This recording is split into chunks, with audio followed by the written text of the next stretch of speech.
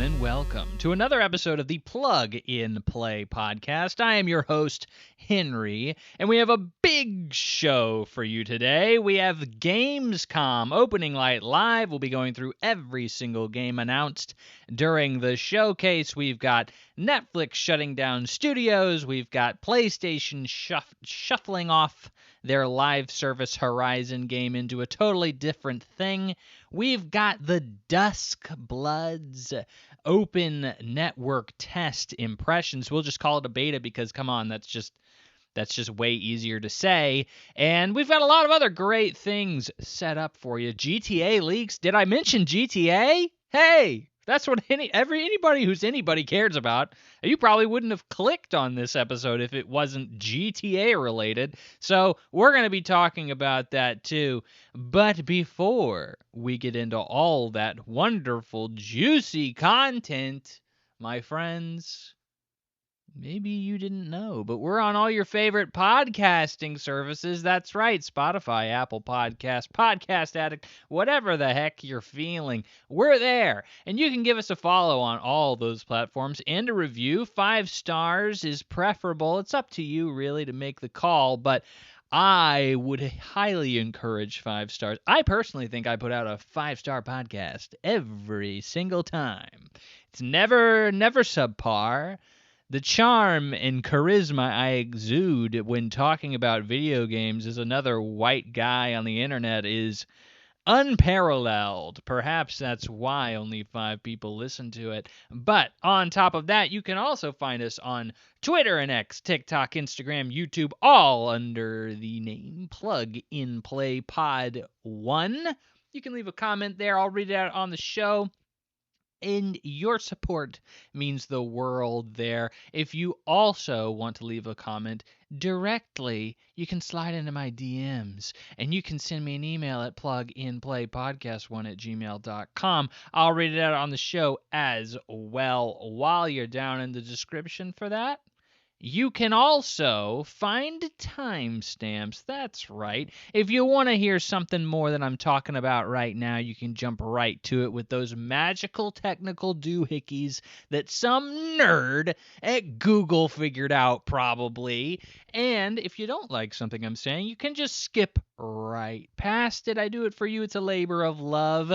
And my favorite new thing to just say, it doesn't actually hold any consequence because no one will ever do this, but you can use code PLUGINPLAY, that's right, to get 10% off your drink or your order of Duskb energy drink. That's right, Duskb, the number one in the plug-in play. Well, I can't actually say that. We'll get to that in a second.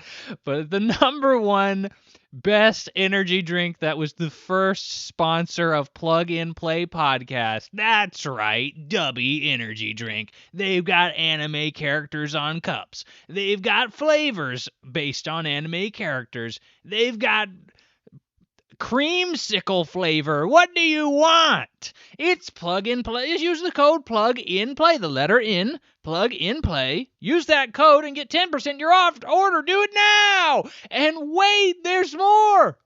Plug in Play is now sponsored also by Advanced Energy Drink. That's right. You didn't think I could be sponsored by 2 energy drink supplements? You were wrong. They were all wrong. Everyone was wrong about the Plug and Play podcast because now I'm an official partner with Advanced Energy Drink. You can use the same code, Plug in Play, on their website, and you will get 10% off your order. They've got freaking Dippin' Dots flavored energy drink. Come on. Number 1 bestseller, Dippin' Dots flavored energy drink. I mean, come on. They've also got anime characters on cups. You ever heard of Gachiakuta? Bro. The hottest new anime that all 14-year-olds who hate their parents love? Frick yeah, dude. You can get a cup with that on it. That's crazy. Okay. So please do that. And I will get the 10%. So that's why if you ever hear a code, it's because they're getting that cut, that juicy cut. I mean, if everybody else is out here making money, come on. I gotta make the dough too. I gotta make the same money. You people holding out on me as a content creator out here. Apparently, gamers are just suckers for energy drink. They are apparently every gamer just needs something to satisfy their Mountain Dew cravings of like excess sugar and caffeine. I don't know what it is about gamers that like we are just naturally drawn to that, but these energy drink brands, that's all they're trying to advertise to. Like they are only trying to advertise to gamers. If you like anime and video games, like you're apparently the number one demographic for drinking energy drink. So please use my code. Plug the letter in play. At your earliest convenience to get your either Dubby or advanced energy drink, or both. Would be cool. You could be the coolest kid on the block if you bought both of them. Come on, right? But anyways, let's get into the show. The part of the show. So, it is Gamescom Live Week, ladies and gentlemen. That's right, Gamescom. We all know Gamescom, right? It is quickly becoming the de facto, like, one, it's hosted by Jeff Keighley, who's also the host of like basically the new E3 Summer Games Fest, and it has kind of become the other E3. It is in Germany, and that's really, I think, the only thing that's stopping it from being like not a huge mega deal is it's in Germany. It's not in America, it's not in some other major country. I mean, Germany is a major country, but you get it. It's not in freaking some super heavy populated area. So Gamescom is basically the new E3 in August, in a way. They have a big conference that they're going to talk about, and you may say, Henry, you sound like you're talking future tense. I'm listening to this episode right now, and you have a segment in which you talk about the entire conference. Yeah, because that hasn't happened yet. I am, unfortunately, I hope you're okay. This episode's coming out on a Wednesday. You know that because you're literally, I mean, you can see when the date it was posted. It was posted on a Wednesday. That's because normally I post episodes at like 4 o'clock in the morning because that's what I read was best for video game podcasts on Tuesday. I don't know why that is, but I have no better understanding of social media and why people do things. So like that was what I've stuck with since I started posting the podcast. In this case, Gamescom opening night live, because it's in Germany, it's not going to happen at the same time it would here, but it will happen like in the afternoon on Tuesday, which in that case will be much later than I will normally post the podcast. So not only will it happen and then I'll have to record, but then I got to edit and I'll do all that fun stuff, all that fun behind the scenes nonsense you viewers love to hear about. But in this case, it's just easier for me to wait for Tuesday, watch the thing, record the thing, upload the thing Wednesday, obviously. So that's what I'm going to be doing. Because typically I do an episode every other week, and this news is going to be cold as ice by the time I have to talk about it in 2 weeks. So that's why we're going to be talking about it. It's going to be a long episode, though. We got a lot of news. I actually trimmed down the impressions segment because I was like, bro, there's too much. There's too much happening here. I know for a fact this is probably going to go over an hour and a half just talking about what I'm talking about. And then we're going to have also the entire Gamescom segment, which is going to be easily over an hour because I'm going to be talking in depth about every game that I've seen or impressions of every game that I've seen in the entire conference. So we'll get to that eventually. Okay. But I am back from my vacation. That is, of course, if you're a frequent listener, you know that I had actually an episode come out each week over the past 2 cycles of releases because I would have been out of town during that time. So I did. I posted an episode a week early. And I hope you enjoyed it. It was a little bit shorter than usual, but I like that because it's less work for me to edit. And in general, I'm back. I'm refreshed. I'm here. I played some games on the Switch too while I was out. Came back, and now I'm here to talk about video games with you. That's right, ladies and gentlemen. Let's get into some real video game talk, all right? Not just all this scheduling nonsense everybody loves to hear about. But let's start off with the comment corner. That's right, where we interact with you. You, that's right, you, the audience, where you can leave a comment on any social media platform that you seem to enjoy more than others for whatever reason. And if I believe you said something interesting, worthwhile, conversation worthy, then I will read it on the show and I will talk about it for whatever reason. So in this case, last week I posted a short about Beast of Reincarnation. That is the new Game Freak game, their first foray into a more AAA-ish. I think people would definitely debate that word used for this game, but more significant departure from what they're used to doing. It's an 3D action open world game, open area game more so, is from what I'm hearing.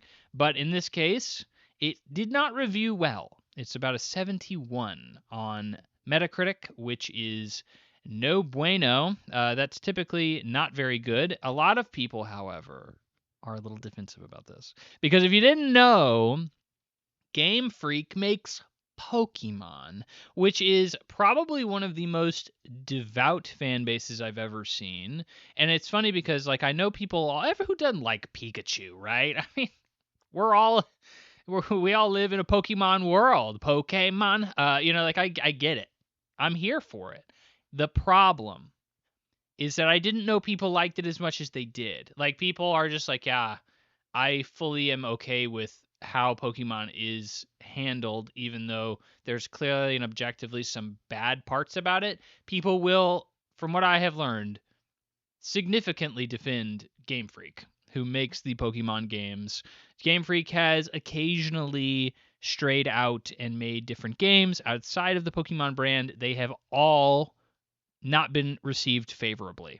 In fact, the vast majority of the most recent Pokemon games have all had significant issues, and outside of the Pokemon diehards, everyone is very easy to say, hey, maybe they need more money or more time, or they just need to take a step back and think about how they're developing Pokemon games, because they're not really they're not revolutionizing anything every game, and they're all kind of now like a technical buggy mess because they simply don't have the infrastructure in place to keep up with these releases and what's going on inside of them. So there's a lot going on with Pokemon that I can get into another day, but we're not going to do that. Here, we have a man defending Beasts of Reincarnation. I haven't played Beasts of Reincarnation, but reviews essentially were low enough that I'm like, there's no way I'm touching this thing. Why would I touch this thing that is a 7 out of 10? People seem to be universally mixed, if not, I don't even think it's mixed. Normally when you say, oh, well, it's mixed, it's like, well, somebody gave it a 4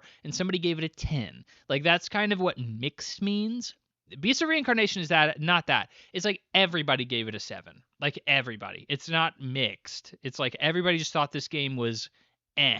And that's a much more interesting place to be, because it means everybody thinks that this game has problems, which is not a good place to be. At least with somebody giving it a 10 out of 10 in a mixed quote unquote circumstance, you have people saying, hey, there's at least somebody out there. There's an audience for it somewhere. Beasts of Reincarnation doesn't seem to be that. So a lot of people commented on these clips and they said, hey, you're retarded because you think a 7 out of 10 game is really, really bad. And I think, honestly, a 7 out of 10 game at this point in time is like, it's just not playable. I don't believe that if you have a 7 out of 10 game, you should be playing a 7 out of 10 game. There's just too many other great games out there for anybody to want to engage with a 7 out of 10 game. But in this case, let's see what Mr. LeeBot64 over on TikTok has to say. He says, and I quote, 7 out of 10 games being looked at as bad is one of the lousiest takes modern gaming has come upon.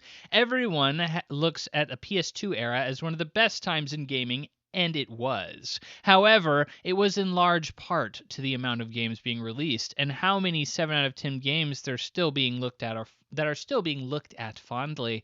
Many of the hidden gems or cult classics of the era were ranked 7 out of 10 at the time, but weren't tossed based on that alone.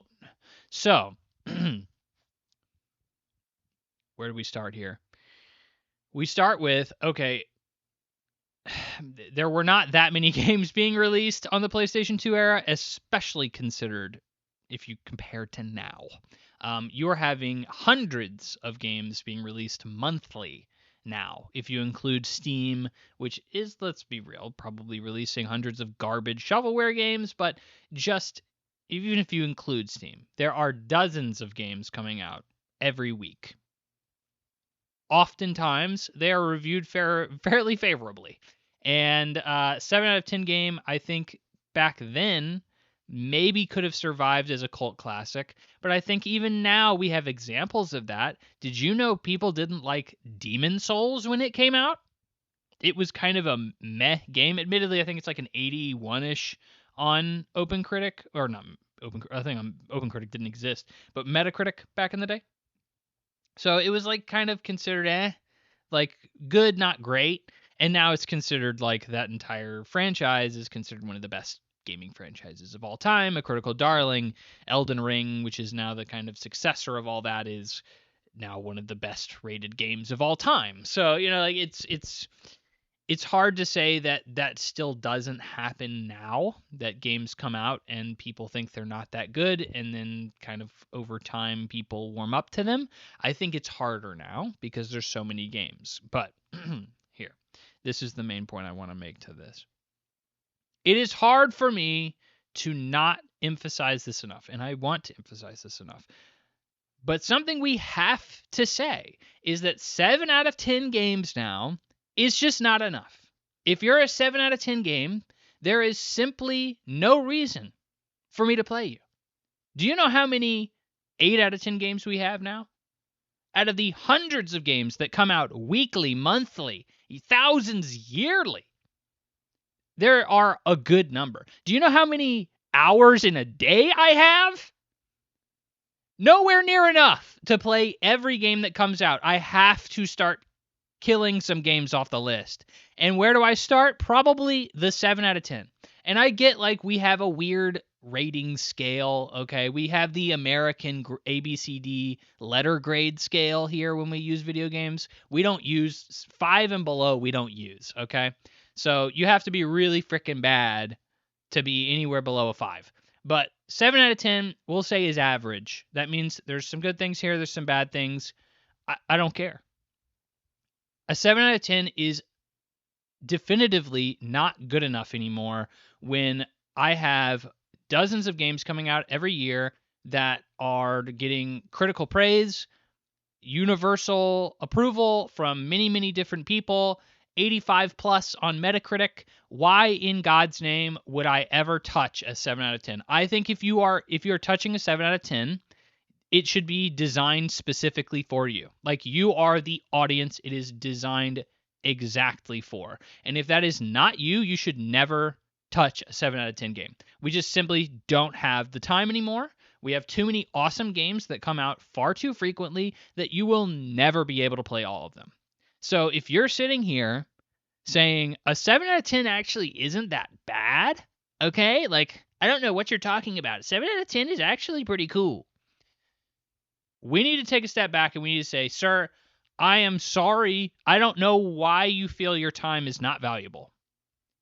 Because it is. Like, you have a finite amount of time on this world, and you should not be wasting it on a 7 out of 10 game unless that game is designed exactly to meet your tastes. And there are 7 out of 10 games out there that I even play. I'm a 3D platformer guy. So, I will play 3D platformer games that are 7.5, whatever, out of 10, because I know that that's my genre, right? I don't look at Beasts of Reincarnation and say, this is somebody's genre. Like, this is obviously a flawed game. It has things that need to be fixed that are not good with it. And it's not like, oh, well, I can overlook these flaws kind of flaws. It's like, oh, no, like they are flaws. Like I think universally critics have panned Beasts of Reincarnation for not being good in various elements. All of them. It's not just one guy. Like it's all of them. So it's not a mixed thing. It's an obvious thing. So when we get to the bottom of it, we really have to say 7 out of 10, maybe average in terms of how we kind of rate games, which isn't bad, but it is not good enough. 7 out of 10 games in this day and age is just simply not good enough. So I got a lot of comments about that, by the way. Probably went on way too long. I think I built up to that for far too long. But like the end result of this is I've discussed this before, and I've specifically talked about how we rate games as a gaming community and how like I think it is a little weird how we're just like, yeah, I guess 1 through 5 really doesn't exist. Like if you're a 5, you just suck, and if you're a 7, you're average, and if you're a 10, you're perfect. Like that's really kind of how we rate games. And I don't think that's right necessarily, but I also think that that's like just how the gaming community has adapted. And if you're like, that's how we obviously rate things. Like if you look at how movies are rated, and if you look at how games are rated, you go to Metacritic, like a 7 out of 10 movie on Metacritic is actually a pretty good movie. like most people liked it, but like if you see like a 3 out of 10 movie, like that means it's like mixed. Like that's typically what I kind of see over on Metacritic. I don't really follow movies super closely in terms of reviews. But that's kind of what I see. Is like the scale goes way lower. Like a 10 out of 10 movie on Metacritic doesn't exist. Like a 9 out of 10 Metacritic movie does not exist on Metacritic for movies at all. It just doesn't. But like games, we have no games that are like 1, 2, and 3s. Like those don't exist. But we have all the stuff at the high end is all where we're at. So we typically use that grading scale, the letter grading scale, kind of how we deal with stuff in the gaming industry, which I feel like has just led people who like 7 out of 10 games to cope and be like, no, it's really average. It's like, okay, well, maybe it's average, but to me, that's not good enough. Like, that's simply not good enough. I do not have time for a 40-hour average game. Like, that's just stupid. When I have a bunch of other 120-hour great games I need to get to or something like that. Like, I'm looking at freaking Xenoblade 2, 3, and X over there. Like, oh, frick. Everybody says those games are amazing, but I got to commit 50, 100 hours of my life to playing them all. I can watch every like freaking 10 out of 10 movie in like a year. Like, I can't do that with freaking video games. It's not literally physically possible to do that. So I don't know. People like to freak out about that. I simply cannot agree less. I cannot agree less. So that's our comment corner. Thank you to Mr. 64. Thank you also to the N64, the Nintendo 64, for giving everyone a reason to put 64 at the end of their username forever online. So thank you for that as well. But let's move on to the news. That's right. We didn't need the question mark there. It is the news segment, ladies and gentlemen. We have several big stories I'd like to delve into for you. So let's start off with Netflix is shutting down the Oxenfree studio. That's right, Night School Studio.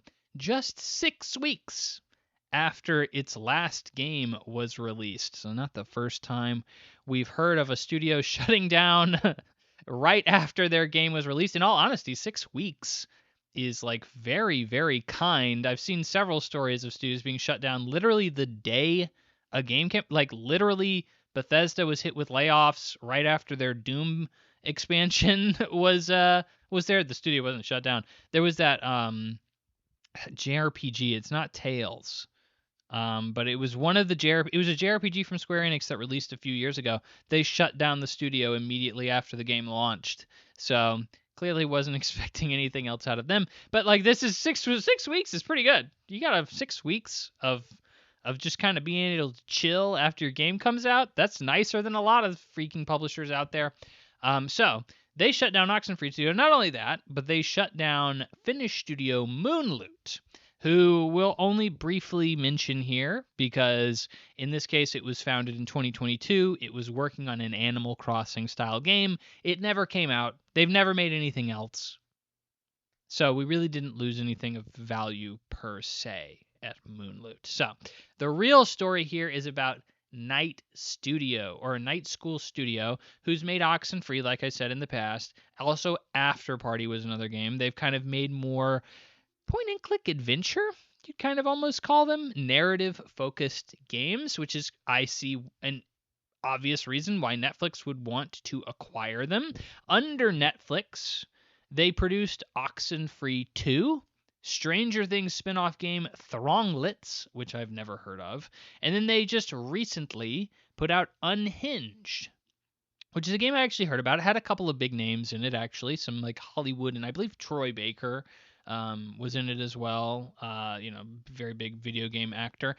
In this case, it was an interactive horror game designed to be played through Netflix's cloud streaming service, where the player uses their phone to act as a controller and the protagonist's actual phone in the game. It seemed like an interesting idea to me on paper. It's just that I never go on Netflix anyways, so it's just never in front of me. It was never a priority. I heard people talking about it, but I never heard like, oh, this is a game of the year or something like that. So I was intending to get around to it eventually, but never did, and probably will never, because as I was talking about earlier, there's too many games out there to play. I will never get around to all of them, and God help me. And this is all coming from GameFile. So a Netflix spokesperson told GameFile that it was focusing its attention more on party games, story-driven games aimed at children, and titles with more mainstream appeal, including their recent FIFA World Cup game, which I didn't even know they had a FIFA World Cup game, but that's part of the problem, is I don't think many people know what games Netflix has. They don't do a very good job advertising that. We'll get into that in a second. Netflix has continuously floundered in their gaming department, shuttering a AAA studio development studio with a large names associated with it, such as Dan Houser from Halo, a couple of names from Guerrilla Games, or the makers of Horizon Zero Dawn, along with some others. They've pivoted from interactive specials and removed them from the platform entirely. You may remember Bandersnatch, which was a Black Mirror interactive special where you kind of got to watch a show and also make choices at the same time. Bandersnatch, if you ever look up the diagram of choices with Bandersnatch, it's actually legitimately impressive, and I wish we had development studios that did stuff like that. Severe crazy butterfly effect stuff. It would take literal hours just to make all of the decisions in that game. It's kind of crazy. But they've completely removed all of those from the platform. You can't even find them anymore. Having limited visibility and knowledge of their video game offerings for most subscribers, and previously laying off a good percentage of Night School Studio staff in 2024. Yeah, Netflix, what can I say? This is no news here. We've talked about Netflix on the past in their various attempts at breaking into the video game industry, and while I think that they are starting to move in a more understandable direction now, it still just seems like they don't know what the frick to do with this. Video games are an undeniable boon to a Netflix subscription. Having essentially all gamers want to be a part of your Netflix subscription, that's an obvious win to add more revenue to potential Netflix platform, give more people the reason to come to your platform. That's the typical Netflix mode of operandi, right? So in this case, they were trying to develop games to put on their platform, but nobody knew they existed because there was no real advertising even on the platform for these particular things. It was only fairly recently that I saw these games being pushed more so on the phone side, and it was very recently that my wife even came to me and said, hey, I'm on the TV and I see Netflix is promoting these video games, like let's try one. And you can download a Netflix controller app and start playing video games like Overcooked. Like me and my wife played Overcooked on the TV using the Netflix app, which was very interesting, right? But like I think that's what Netflix clearly needs to move towards. Is like they don't own Overcooked, but they are a platform that a lot of people have that they can just license out games to, kind of like putting a movie they don't own on their platform, and they can just be a service, a platform for video games. Is that not the obvious thing to do with Netflix? I think that seems to be obvious because clearly they don't know what to do with the entire video game portion of their business. They continue to flounder. They continue to close studios, not understand the value in not advertising their games. They don't know what games to put on the platform. They don't know how to show them off, how people are supposed to play them. I mean, like this is continuously a thing that I wish Netflix would figure out. I wish that they'd be a lot more efficient with. I mean, like Game Pass is a great service. You can argue, yeah, the price may not be worth it or whatever, but like in general, hey, who doesn't love having a smorgasbord of games to just kind of try out as they may, as their whims desire? And Netflix is already out there. It proves to me that you can start moving in the direction of streaming on TVs, and I think Netflix is attempting to do that. The problem is I still see these spokespeople talking to GameFly, and they're like, "Oh yeah, we're going to continue to develop games internally, and we're going to focus on party games, story-driven games, games for kids, and mainstream appeal games." And it's like, okay, you clearly don't know how to do that. Like whatever's going on in the background of this whole video game pipeline, it's not working. And I think you would honestly just be more beneficial. It would be much more beneficial for Netflix to just partner with people, get licenses to games, put Overcooked on there, put Mario Party on there, put Grand Theft Auto on there. Mario Party is the only one that's obviously not on there right now, but like Overcooked and Grand Theft Auto are already on Netflix. You can already play those games through a Netflix subscription on your devices. So like why are we not just kind of doubling down on that? It just seems like you guys can't really figure out exactly how to navigate this whole space. Not only that, but you know, Netflix is in the process of purchasing Warner Brothers, which of course Warner Brothers has a very large video game arm to it. You know, everybody knows they made the recent Harry Potter games, they make the Mortal Kombat games, the Lord of the Rings games. Like they're kind of responsible for a large part of that. And those are some very big IP and some very big games, and Netflix is going to be the steward of that from now on. And if they continue to move in a platform direction, that could be certainly more beneficial to them. But currently, I don't know. I just don't know. I just don't know what the frick Netflix is thinking about doing. I wish I did. I wish I was there. I wish I could tell them, hey, why don't you do this? Why don't you do that? Because right now it's not working.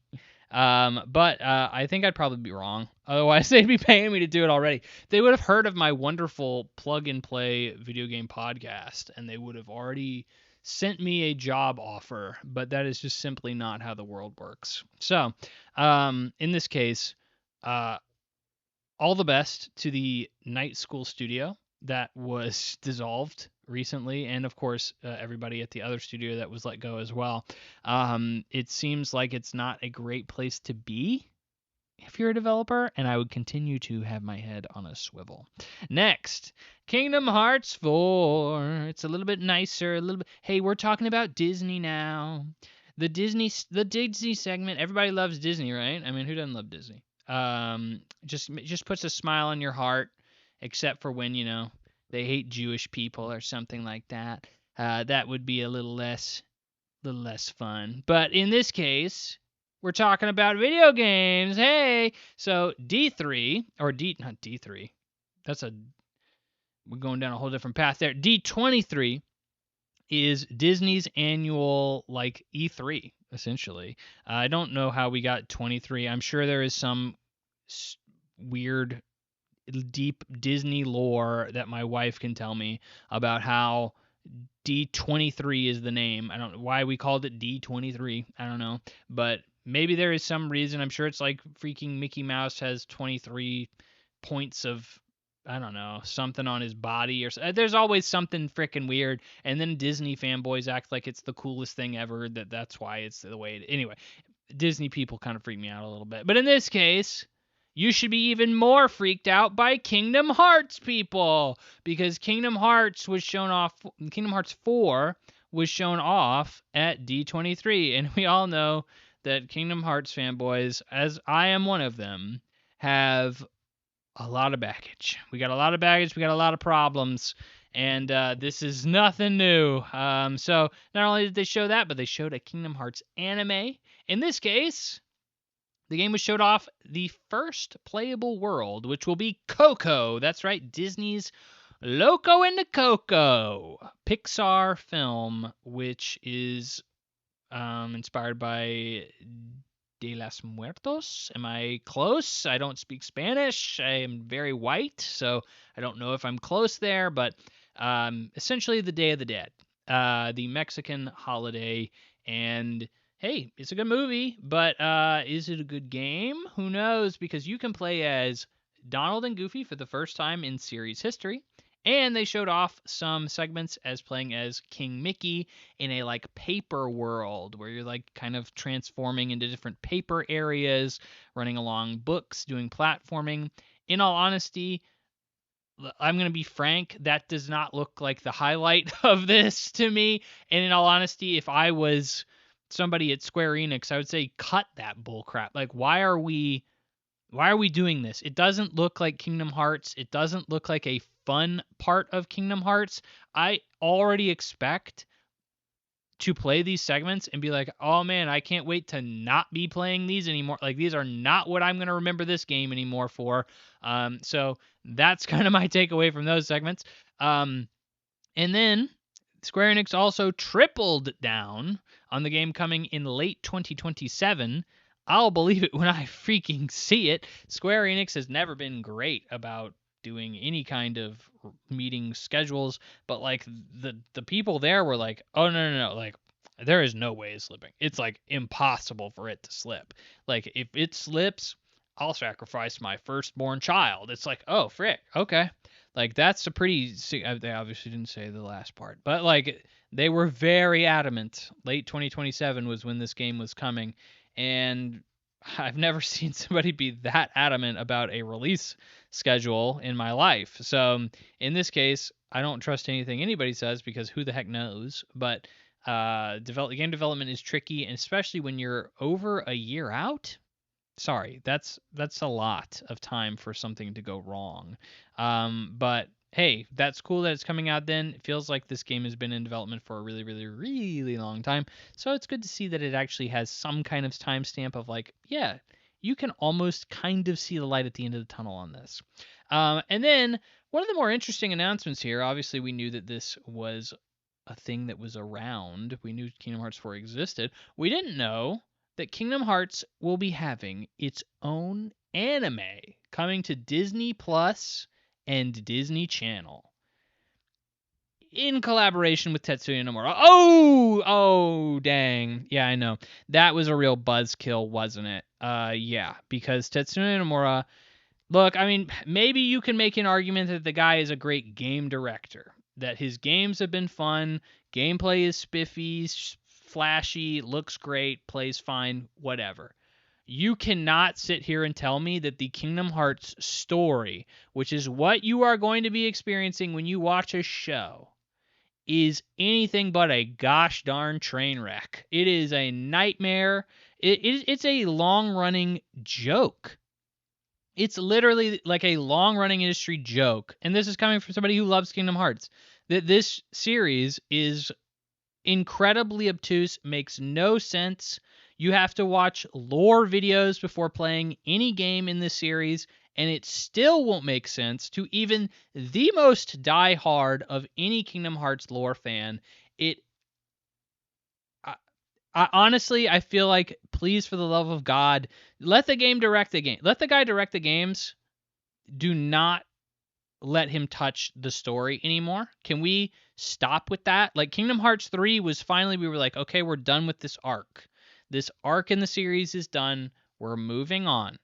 And now we're still letting him come in and do like whatever he wants. Like, no, like let somebody else come in and say, hey, maybe the story needs to be tightened up a bit. It's literally, people laugh at us. Like we go to the grocery store and we hear people laugh at us, Mr. Nomura.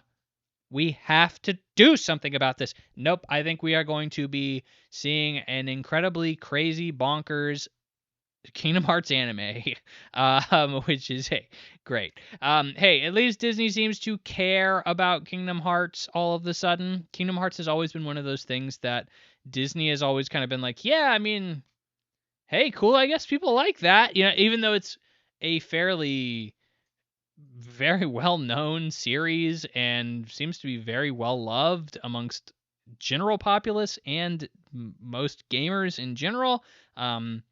Obviously you combine, Final Fantasy with Disney, you're kind of set up for success in a lot of ways. They're two of the biggest franchises of all time, but in this case, they seem to really be acknowledging it. Like Mr. Iger, Bob Iger was like, yeah, I don't even freaking remember green lighting that thing.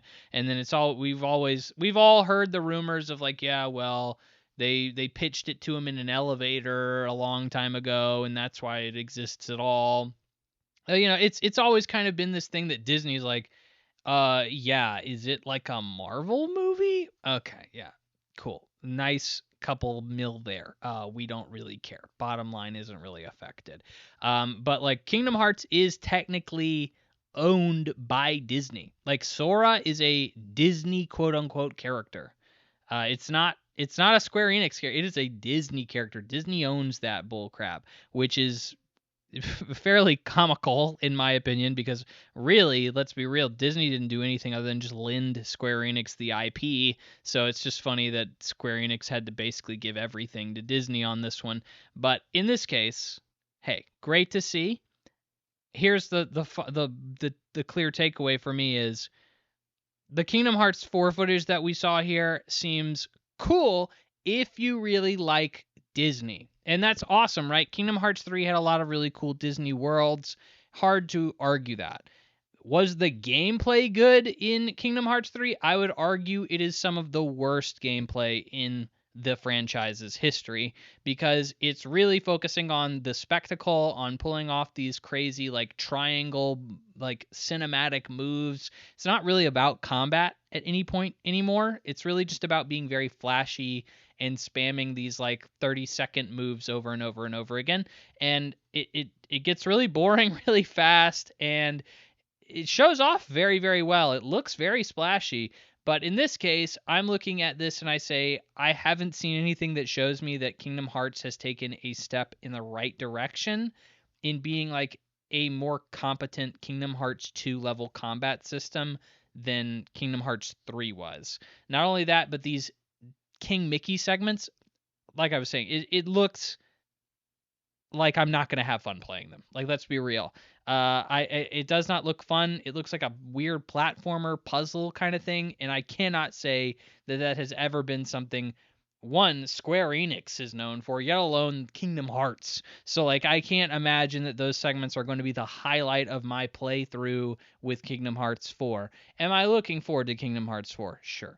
Absolutely. I'll be playing it day one.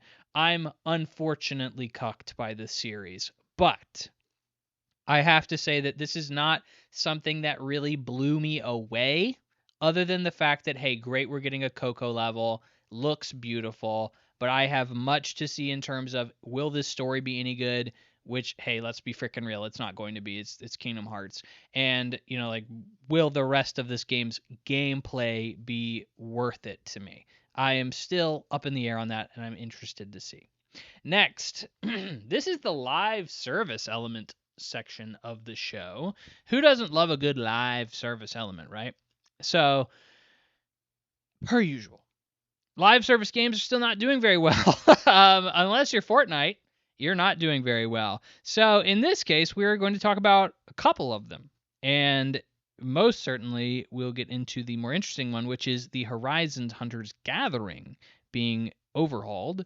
But we're going to start with another game that I think is a lot less interesting because it has a lot less overall implications to the gaming sphere, and more so just, hey, that's kind of crazy, isn't it? Which is Riot's, which you may know as the makers of League of Legends, one of the biggest games in the world, 2XKO Fighter, which is a League of Legends character fighter, is ending development in December due to an unsustainable low level of players.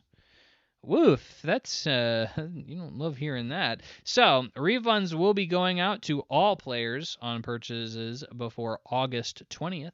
All characters will be fully unlocked and online servers will remain on for the foreseeable future. I mean, if you just listen to me say any of that without tuning it out, you will hear me say very good things. You'll probably really like that. That's pretty much everything you could ever want. A full refund. Fantastic. I mean, people could have put hundreds of dollars into this at this point. Great. They'll get all their money back. Fully unlocked content. So the people who are around can now fully experience the game and get new content before the game goes off. And they'll be able to continue playing it. Which, like, in all honesty, that's kind of crazy. Because why would they continue to put money into servers for a game that people aren't going to, like, be able to just have any further content for? Like, that's honestly very generous of them. Like, that's the most generous that they could possibly be. Possibly. And you may say, well, Henry, why doesn't everybody do that? It's like, okay, well, that's a great question. And the answer is Riot has built an entire business off of live service games.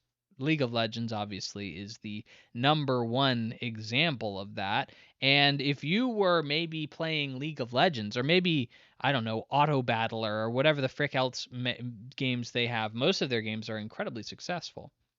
But if you're playing one of those games and you say, hey, they just shut down 2XKO and that entire player base just got effed. Like, they can't play the game anymore. They don't have access to any more characters. They lost all the money that they had invested into it over time.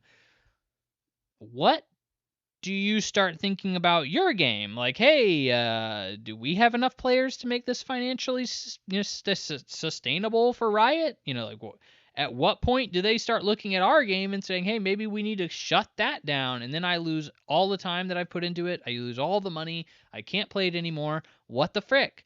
You, as Riot, want your customers across all of your ecosystem to feel very comfortable that if anything ever could even possibly happen to their game, that everything's going to be a-okay, because you're not going to take anything from them. They're not really going to lose anything from them. You may even get something out of it. We may even reward you for not having your friends play the game. Like, that's what Riot needs to instill in the rest of their user base, right?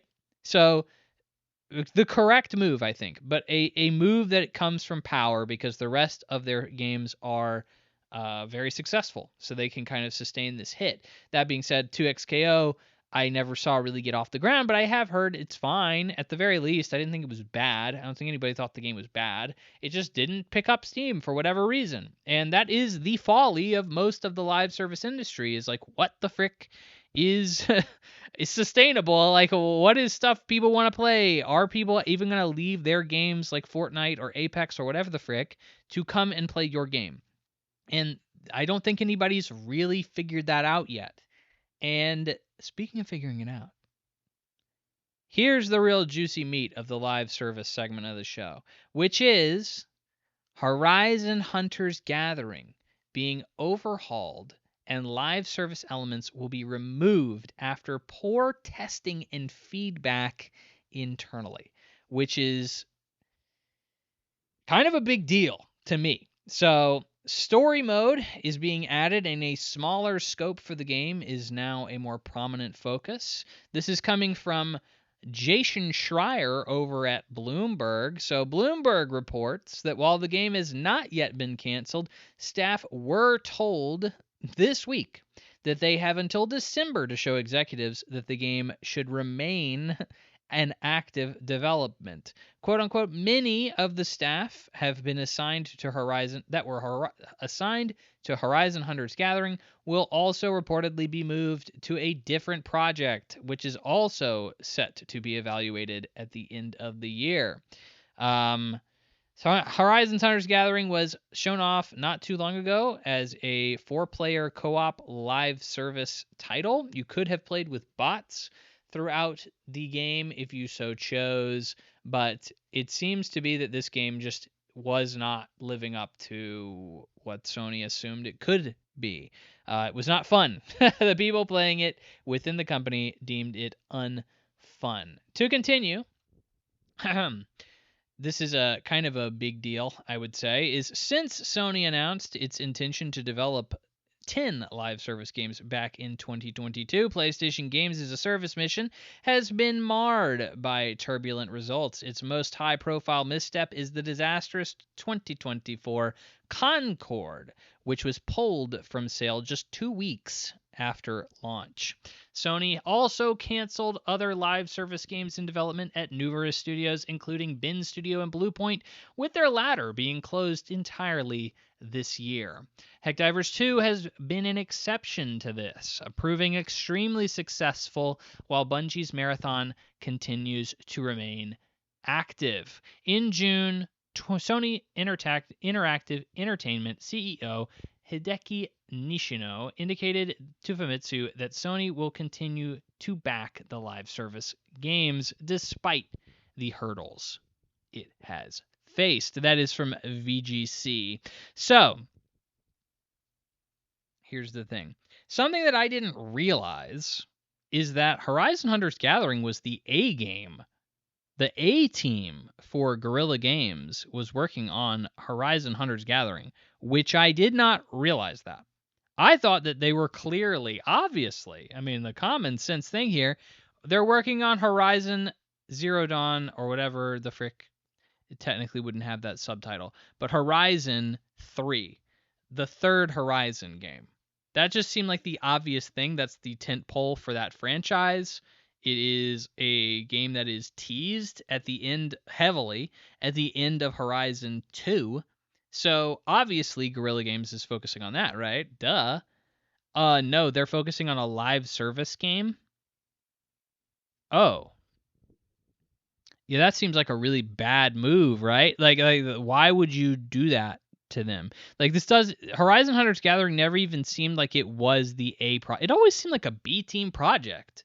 Like that just is crazy to me that they were putting so much on it. Apparently they also were like, yeah, dude, this is a problem and we need to really fix it. And they backed off of making it a live service game at all in an attempt to rectify the situation. Here's the thing. Horizon Hunters Gathering being shifted to a more single-player co-op experience without live service elements. Hey, great for us as consumers, right? Everybody hates these live service games, right? I think it shows Sony is willing to actually step back and say, hey, these live service games are not always the way. Now, that's a problem because Sony has spent the last entire generation focusing on these games that, I mean, like, we've shut down studios. We lost Bluepoint Games over this entire live service nonsense. Now, I think that's a little bit more gray. It kind of was both parties messing up there in that instance. But in general, we've lost a lot of games that could have been single-player experiences. We've lost a lot of great games that could have been in exchange for a Concord, in exchange for a Horizon Hunters Gathering, in exchange for a 4-loop. Like these are the games that Sony is pushing as these big tentpole titles now because that's where they're putting all of their resources. But let's be real. Nobody freaking wants these games. They all look bad. We would all much rather have exactly what Sony is good at, which is these single-player massive experiences like a Wolverine, an Uncharted, a Last of Us, all that stuff. And we get maybe one of those a generation now. And that's because of Sony's push to try and gamble on the live service elements, which has not panned out. I understand why Sony felt the need to do this. They felt like this is way too big of an offer to pass up. If we could have a Fortnite, that sounds like an amazing deal. Totally get it. But now we're looking back in hindsight, we're seeing how Sony approached all of this. It's obvious that they messed up. And we now see them saying, okay, well, maybe we'll start turning some of these live service games into single player games because that's what we're good at. That's what we're good at. That's our only way to even make money off of these things. And it's like, okay, that's really frustrating. That's really frustrating to hear because I wish I could have gotten those games from the beginning from you. But instead, I've really just kind of watched every other platform make games over the past generation, and Sony has not. And it's very frustrating, right? So I'm looking at this and I say, great, Sony is willing to take a step back. They're obviously going to keep still making these freaking games, these live service games. As a guy who personally prefers single player experiences, hey, I get it. But at the same time, what the frick? Please stop making these freaking games. But I think this is the first instance of Sony saying, hey, maybe live service isn't always the best approach. Maybe we don't have to double, triple, quadruple down on these games as a service titles because it's maybe not always the right path. And that is, at least, thank God, the first time I can possibly hear them say that. And I hope that that is something that continues as maybe we start drifting slowly back towards, hey, maybe these live service gambles aren't the way to go anymore. Let's see. We don't know. But it's interesting to see Sony putting so much in on this, and we're finally starting to see, like, hey, maybe Sony can actually back down on this and not, like, be just like, yeah, put it out. It's Concord, whatever. So, finally, in the news, before we take I'm going to time travel for you and go way off into the future. We have one last news story for you, and that's the GTA leaks. That's right. There has been a hacker by the name of CyberLeak out there, and he's been posting GTA 6 clips and the map, the entire map of the game, a week ahead of the Netflix reveal, and it is all in protest. He's like Robin Hood, right? It's all in protest because they're not releasing a disc version of the game. Darn you, Rockstar. Taking away my physical games. That's all I really care about. All I really care about. We'll get into that in a second. So, in retaliation, Rockstar has filed a number of subpoenas in federal district court, petitioning Microsoft and Discord for the release of records related to online accounts, posting, and sharing leaks of the game. CyberLeak has been drip feeding the leaks and promoting their cryptocurrency, all in the meanwhile, in an attempt to keep a coin relevant and high. This guy is going to get found. From what I understand, it is not looking good for this guy, and he's pretty brazen. So I have not seen any of these clips. Honestly, just I can wait. I can wait until Netflix shows off everything in a more not 480p style on Twitter. I don't mind it. It's fine. These leaks are apparently very widely being circulated. Of course it is, because it's GTA 6 and everybody wants to see it. I mean, just the fact I'm saying it means it's like 8 times more likely somebody's going to click on this clip. I mean, it just is what it is. GTA is just that thing right now. But in this case, he seems to be very brazen about it. He's putting up polls, literal polls of, hey, what do you want to see next? Like, I'll show you a clip of, them flying a plane or crashing a car or shooting a cop or whatever the case, and people can vote on it and pay in these polls so that they can see what the next thing is that he can leak for GTA 6, which is freaking crazy. All the while promoting his own cryptocurrency. He even at one point shot his name into the wall a wall to show, like, yeah, dude, I have the freaking game. So initially, I think Rockstar was like, oh frick, somebody in the company sent out a freaking whatever, a clip to him, and now he has access to it and he's posting it. Oh no. Then it became, oh no, he has an actual freaking copy of the game. Like, he has the whole thing, and he can leak literally freaking everything about it. Now, if we rewind the clock, Rockstar has had a couple of leaks for GTA 6. They had a developer's build get leaked a long time ago, I think around 2 years ago, actually. They had the initial trailer for the game get leaked a few weeks early. So it's not uncommon for this to happen. That being said, according to Jason Schreier at Bloomberg, this put them on lockdown.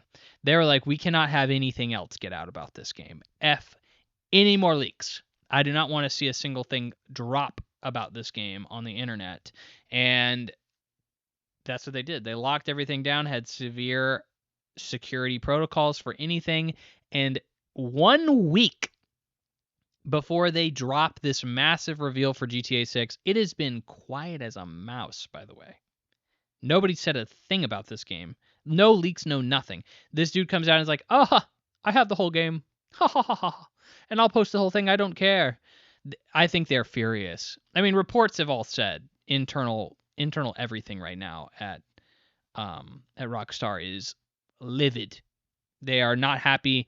This guy is stealing the thunder of their reveal. Here's what I have to say to that. I don't care. It's not that I don't care about Rockstar, all right? I don't care about watching these leaks. Like, I'll just watch it when it's on Netflix. I'll watch it when they post it to YouTube. I don't even have to pay for the Netflix subscription. I'll wait an extra 6 hours for you. I'll be generous. I'll wait an extra 6 hours. I'll watch it on YouTube. I won't care. It's great.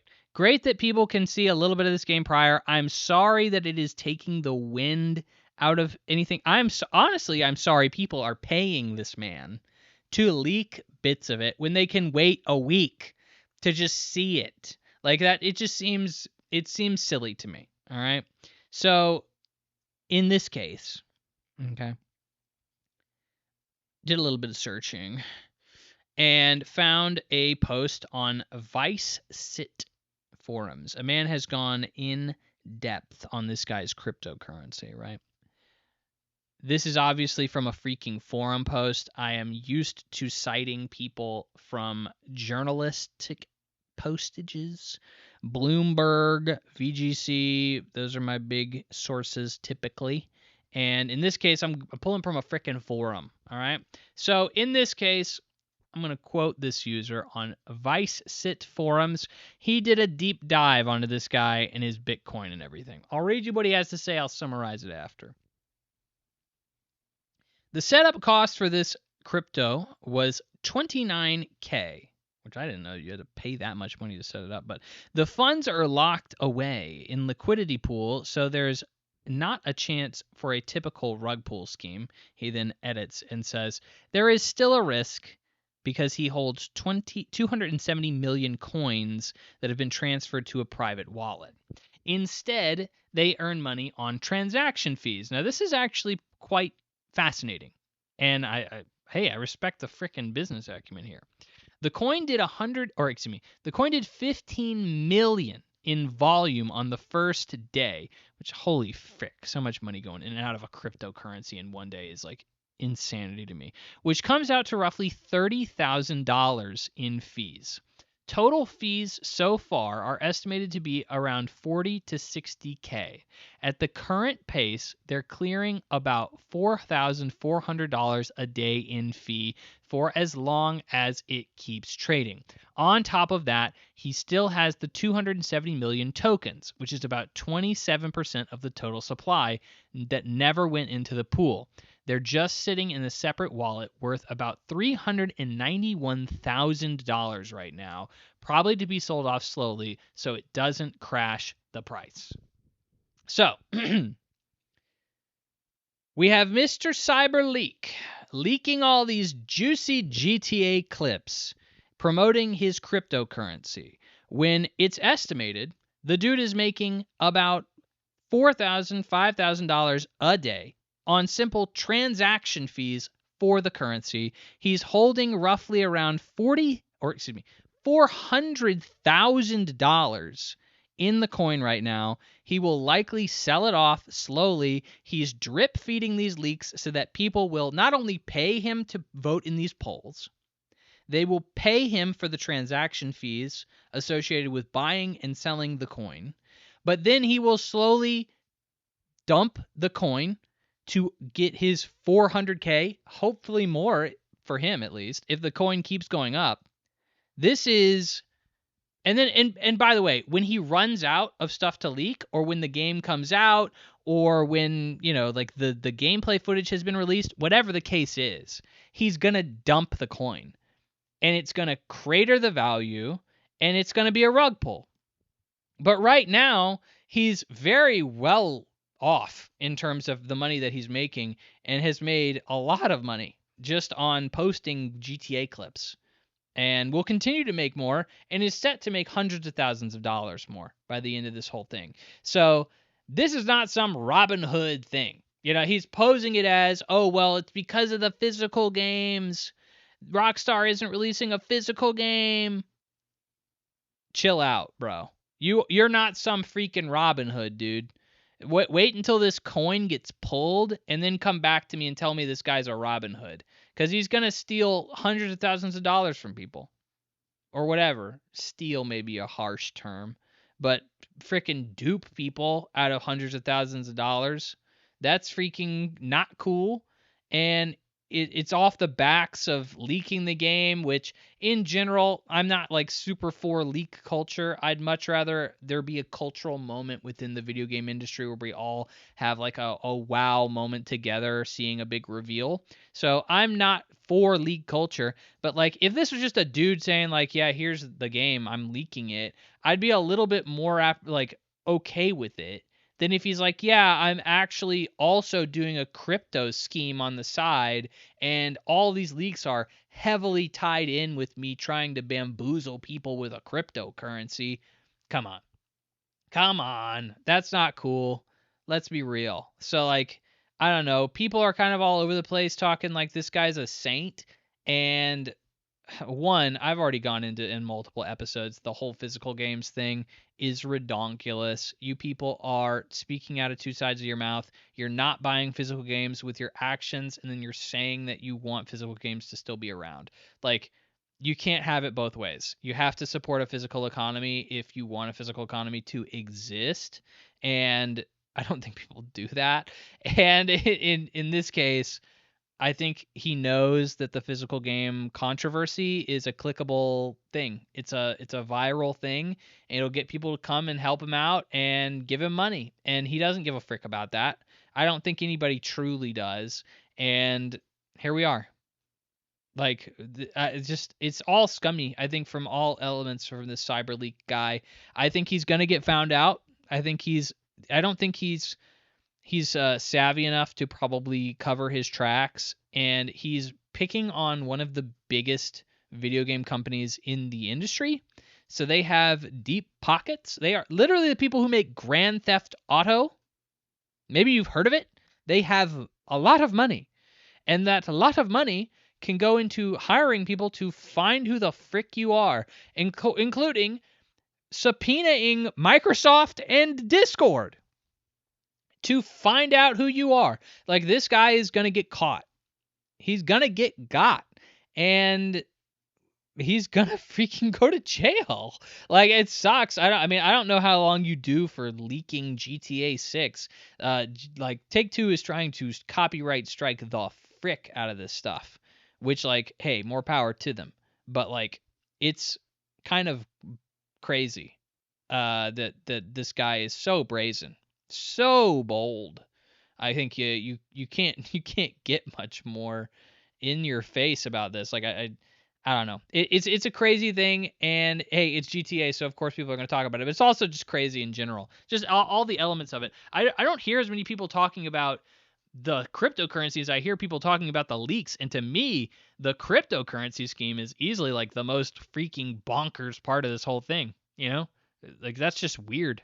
That's just kind of not nice, right? I mean, that's what I think. Anyway, that's it for the news. Only an hour in, so not too bad. But here's the thing. We still have 2 segments of the show left. So right now, I'm recording on a Monday. We're going to fast forward a little bit, and I'll do some time travel-y, loop-de-loop science stuff. You don't need to worry about it. I'll just take my hand. I'll lead you through it, son. But we're going to go into the future after the Gamescom Opening Night Live showcase. I'm going to join you after probably what is like a 3-hour presentation that probably should have been an hour and a half, has a lot of commercials, and probably bored me for at least an hour and a half of its entire runtime. But there will be at least one thing worth talking about, and we will go through every single one of the things that maybe even aren't worth talking about, but we'll talk about them. And hey, we'll go through it together. How does that sound? Sounds pretty good, right? All right. Well then, 3, 2, 1. Hello, it's me, Henry from Futures Past, or something around those lines. I don't know what tense I'm really supposed to be talking in about this right now, but I am post Gamescom 2026, and it was quite possibly the most Chinese thing I've ever seen. The entire continent of Asia really just kind of came out in force for this one. The amount of Korean, Japanese, and mostly Chinese games we've seen at this showcase is almost unbearable, if I had to personally say. It was honestly most of this was just kind of updates on games that we've already heard about, or announcements for games that have names that I can't really pronounce very well because they're all written in Chinese. But like, it is what it is. That's the way the games industry is moving now, is the Chinese industry is coming in with their gacha games, and they got a lot of money pumped into those things, man. I don't know where they're getting it all. But in this case, we're going to be going through every single one of the games as told by Eurogamer. I'm using their list and their info for this. This is literally, I'm recording immediately post Gamescom, so I have not had any time to do research on these games. I am going off of my impressions, and my impressions for most of them are that's about it. That was a genuine response to most of the games. My eyes glazed over half the time, but we'll get through it. Some of these things are interesting. Some of these things are, like this first interesting one, which is the opener for Gamescom 2026, which is Notice Fall. Nodus, Notice Fall. The only thing that makes this really worth talking about is it's from HoYoverse, who you may recognize as the developers behind Honkai Star Rail or Genshin Impact or any of the other massive free-to-play gacha anime titles that you may be familiar with. They are a powerhouse in China.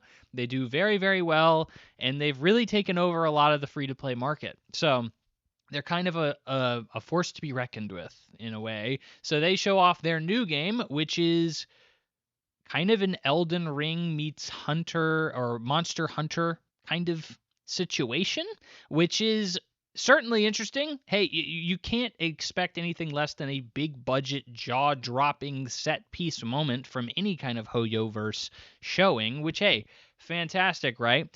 It's not for me, because I already know, one, this is going to be a free-to-play game that is going to want me to spend hundreds, if not thousands, of my own dollars in order to really have a good time, because it's a free-to-play gacha game. That's just kind of a given with HoYoverse.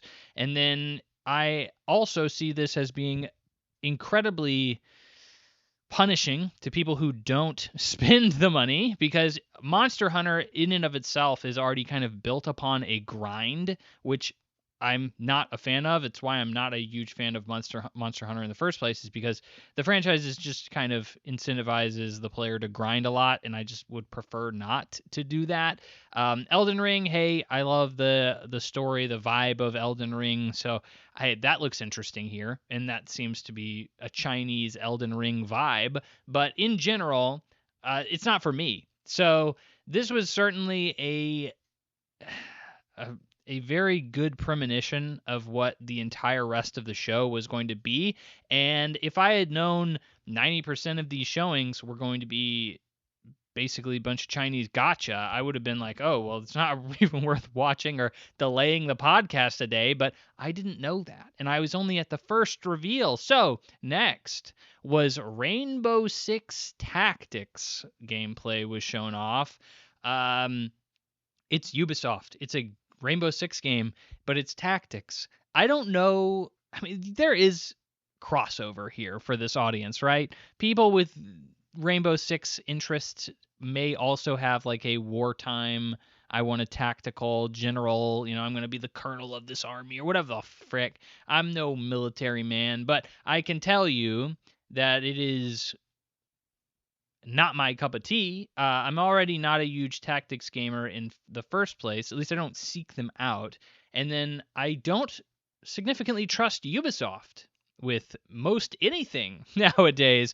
You really have to give me almost every reason to believe that Ubisoft will not make a mess of things in order for me to believe it. But like, I thought that about Black Flag. Assassin's Creed Black Flag came out earlier this year, and I was like, oh, it's just a remake of a game that was already great. Like, what's the problem here? Well, it's reviewed under the original game significantly because they put in a bunch of garbage microtransactions to try and milk the player for freaking money for no reason other than just to milk the player for money. So we are here with Ubisoft yet again with the exact same problem of, well, I don't know if I can trust these mother effers. Even with a single player tactics game, I just have to imagine they will shoehorn in something that is not going to be very nice for the player.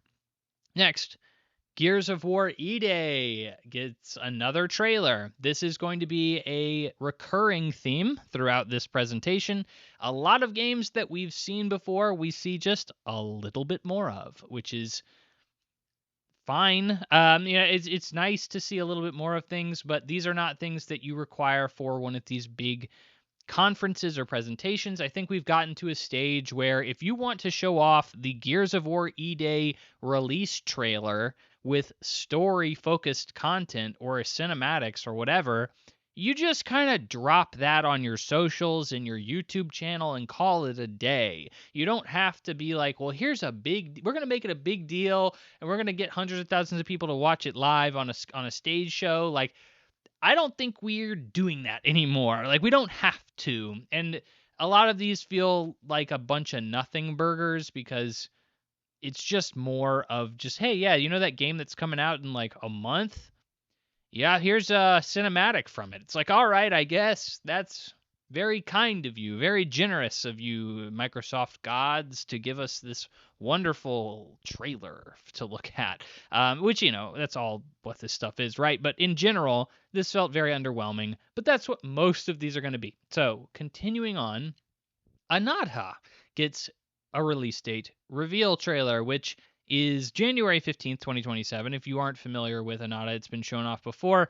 It is basically a like anime GTA, which, hey, is already interesting, right?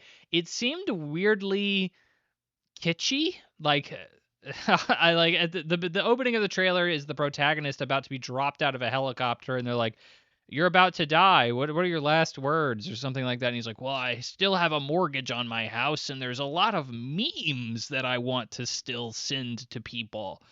I'm like, oh. I mean, I know we're trying to be funny, and maybe that's relevant to this society nowadays, but I also feel like that's just trying a little maybe too hard. Like the mortgage, I was like, okay, maybe.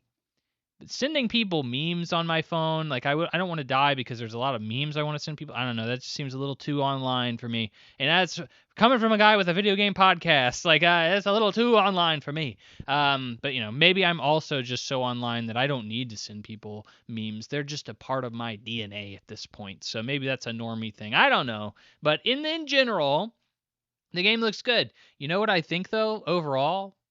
By the way, this is from NetEase, which is another big Chinese developer, which makes a bunch of free-to-play games.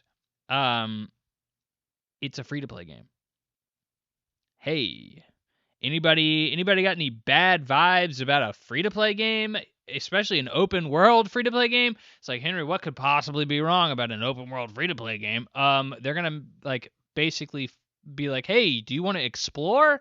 Well, you're not a high enough level yet. You need to pay $20 to try and level up faster, or you can grind for 15 hours and then you'll be able to get access to this content. Why don't you go do the same 5 missions over and over and over again once a day before we can actually let you progress? Like, I am very anti free to play, like predatory, like, hey, if you don't pay money, you're really not going to be having a fun time with this game kind of deal.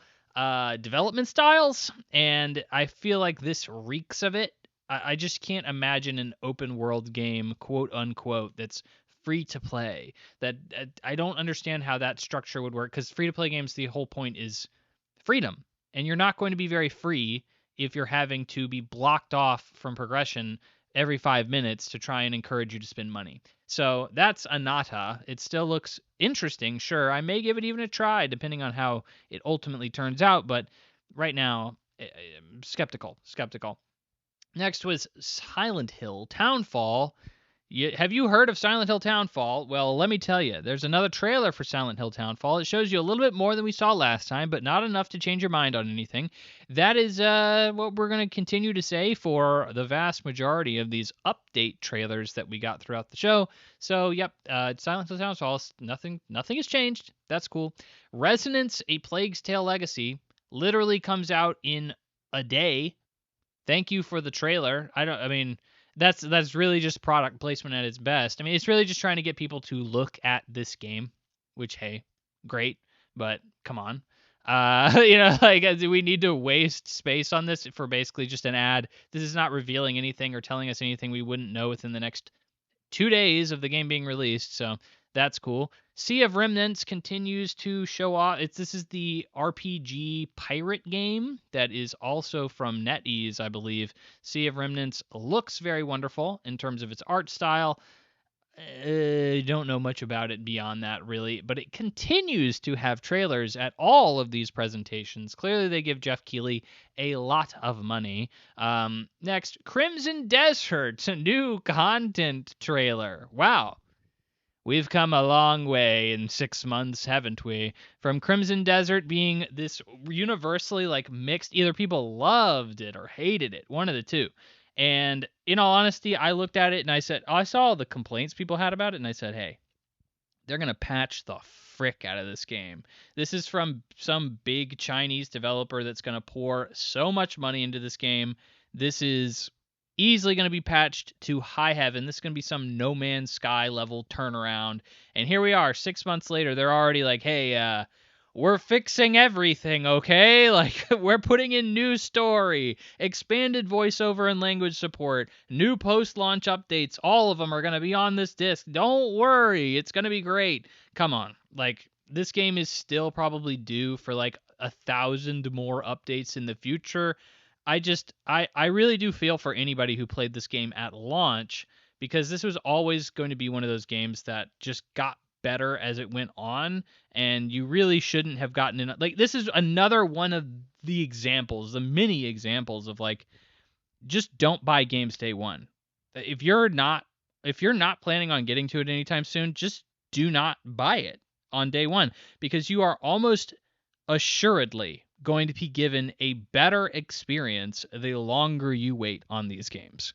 And Crimson Desert is an absolute example of that. I still don't know if the game is any better at its core than it was when it released initially. If you didn't like it then, I don't know if you're going to like it now, but hey, at least it's better than it was. If you thought it was a garbage game, maybe it's slightly less so now.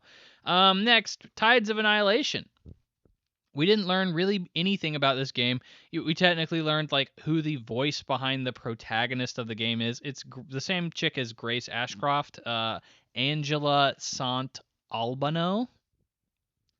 It took me a second to read that. But in this case, it's more Tides of Annihilation. If you are familiar with it, it is a hack and slash, almost kind of looks Souls-ish. Looks very good, let's be real, but it just simply didn't tell us anything new. It's just another trailer. Next was Love Song, which is an Italian, almost Limbo-like. So a puzzler where you're playing as a cute little thing in a mysterious world. And I don't know, we really didn't learn anything about it.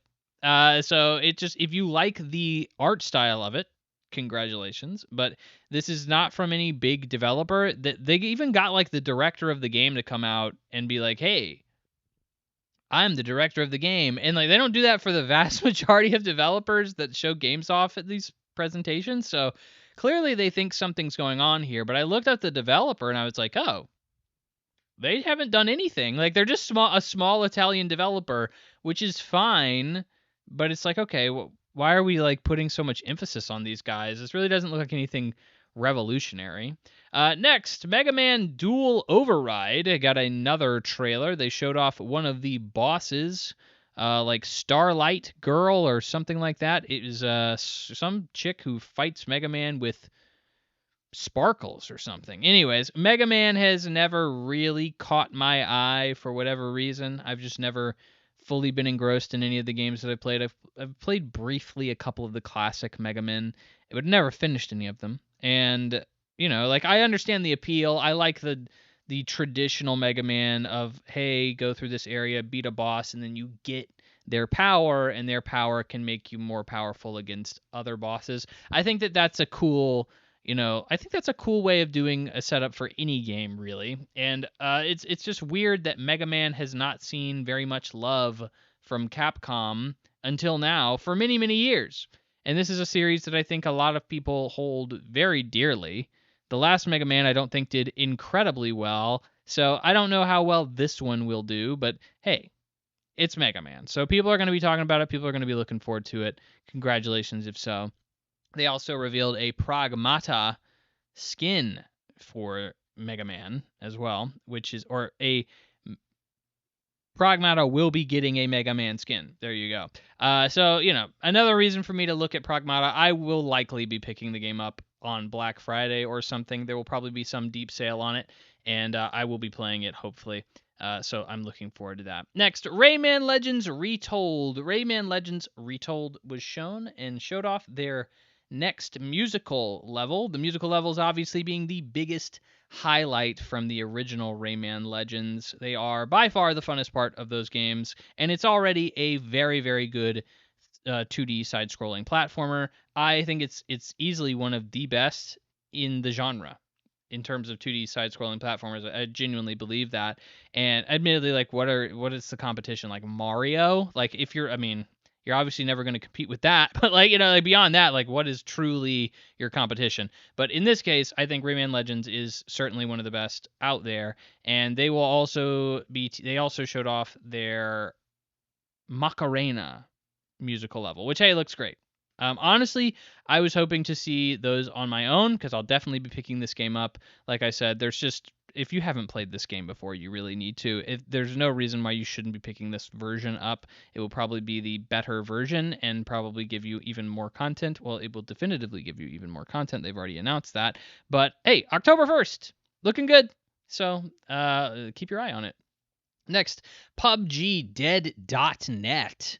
Edgy hacker, yeah. So from the PUBG Craft-On developer / publisher, we have like a shooter, a team-based shooter. The only thing that really separates this game from like any other multiplayer shooter out there is it looked very edgy. It looked very gritty. It kind of in a comical way. There were like people playing as like voodoo dolls or some bull crap, and people like slamming people's heads into frying pans as an execution. So that certainly looked interesting. But overall, I'm not gonna play this. Like I don't care about the PUBG universe, and I don't care about multiplayer shooters. So sounds like a good time for those who do.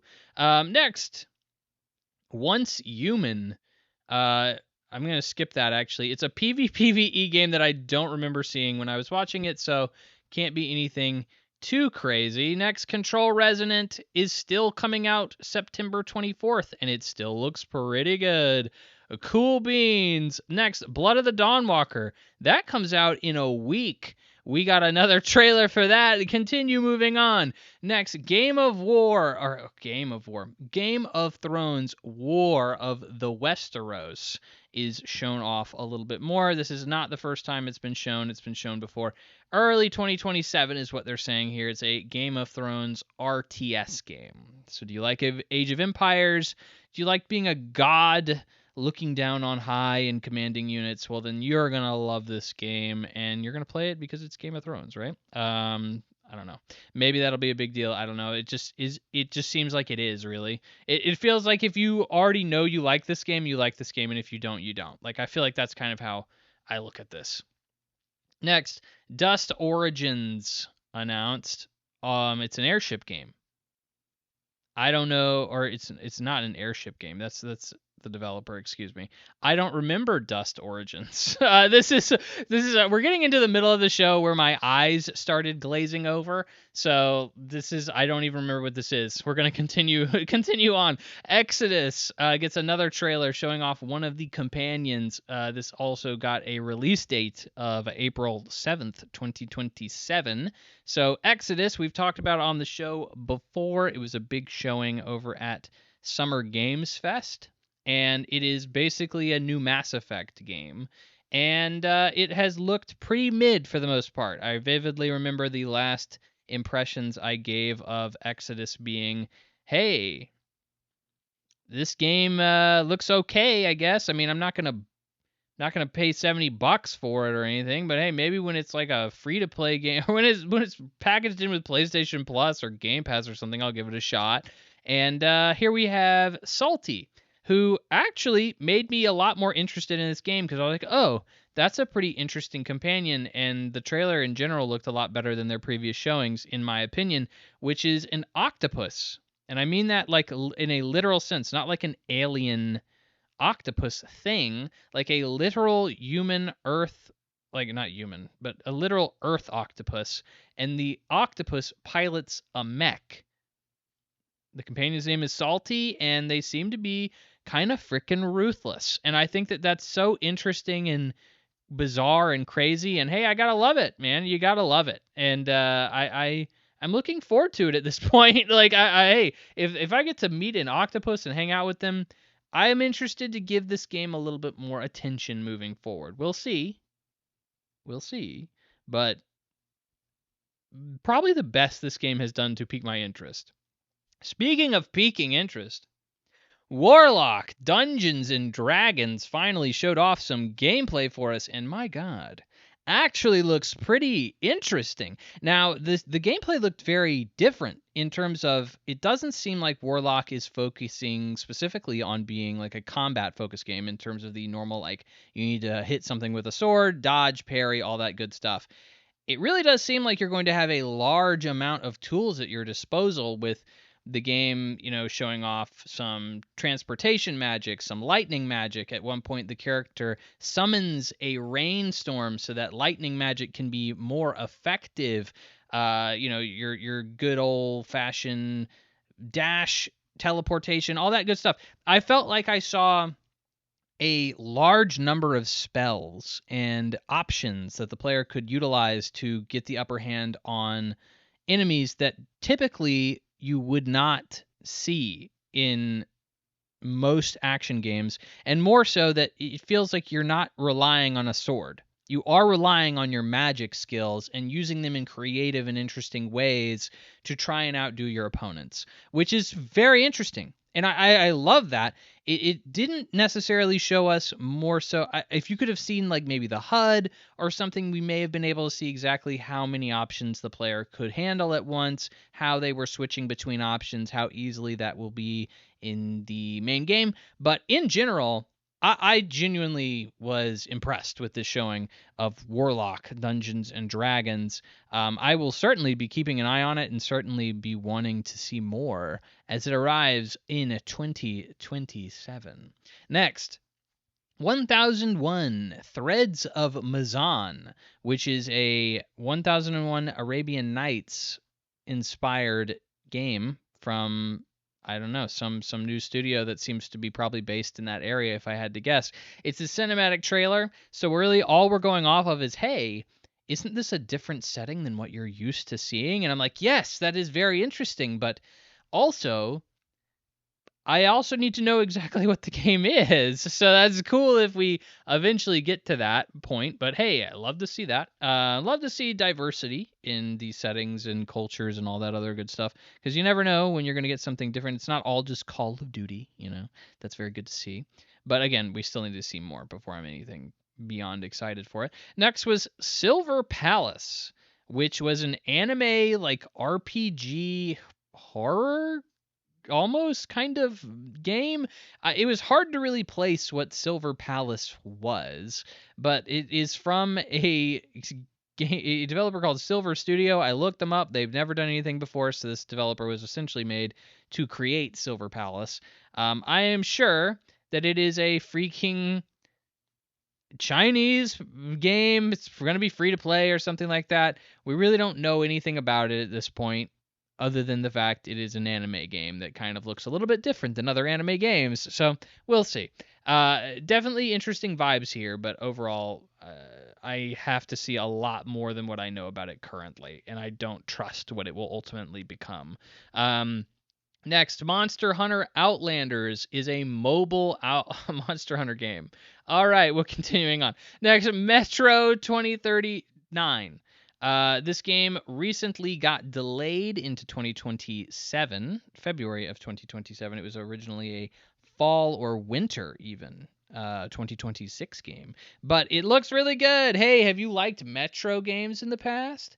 This is also a Metro game, and it also looks pretty good. Considering I just love the concept of Metro. You know, there's a nuclear fallout, and everybody's living in these tunnels and having to kind of survive underground. I feel like it very much does a very good job portraying that kind of a lifestyle and that kind of it's just an interesting overall vibe. The economy that it tries to portray within the game and how people have to live and survive and thrive in those conditions. It's very interesting. It's very interesting. And it still looks pretty freaking fun. You get to blow the crap out of stuff with a shotgun and have to manage your resources, and it just looks like a good old plain fun time. The developers did try to focus on, like, hey, we are from the Ukraine, and you know that's like a place where there's a war, and it's like, yeah, like I very much respect that the developers have to develop this game under those conditions, and I hope to God it's a great game. Metro typically lands on its feet pretty well, and I hope that these developers do well, obviously because of the conditions they've had to undergo while development, but also because I think the Metro series is overall a pretty good franchise and has had some really interesting titles, and I'd love to see it continue. So that looks pretty good for Metro 2039. Next, have you ever wanted to kill Snoop Dogg? Well, he's your next elusive target in Hitman World of Assassination from August 27th to September 26th. So you have 1 month. I still do not understand how that business model works. You probably pay Snoop Dogg a significant amount of money, and you probably have to pay your developers a significant amount of money to make an entirely new setting for you to make this one-time mission that is only available for 1 month to your players. Obviously to sell copies of the game, great, but at this point, you know, like, how many people who don't want Hitman have like decided, yeah, Snoop Dogg's the thing I needed to get into Hitman and buy it for that one mission and get out? I don't even know. Like, what is the real business model behind these elusive targets, and why not just make it a permanent mission? That just seems like such a better deal for everyone, right? I get it. I get it's the FOMO aspect of, like, well, I have to buy the game now. I'm just gonna do it, and you do it. But, like, also, doesn't it just make more financial sense to just not wait and or not pull the content? Like, I don't know. You have it there forever, so people could always have an incentive to buy it. I don't know. It's never made sense to me, but they continue to do it, so it must be working. But you can kill Snoop Dogg. Pretty interesting stuff. Next, Aeon 2. I don't know what the frick Aeon is. Aeon 1 is. Next, Afterworld trailer. This is another from Paradox. It looks somewhat post-apocalyptic. I don't remember seeing it. Next, Petite Planet. Petite Planet is the next game from HoYoverse. You can get early access in winter 2026. And it's basically, hey, Animal Crossing, but HoYoverse, which is different than what HoYoverse normally does. They don't normally do these cutesy-wootsy family-friendly things, but at the same time, this just seems like an obvious win. I think that these farming sim games are mass appeal. People seem to love them. I feel like 90% of Nintendo Directs are all cozy farming sim games. So clearly the genre has enough room to be dominated by some massive player outside of Animal Crossing.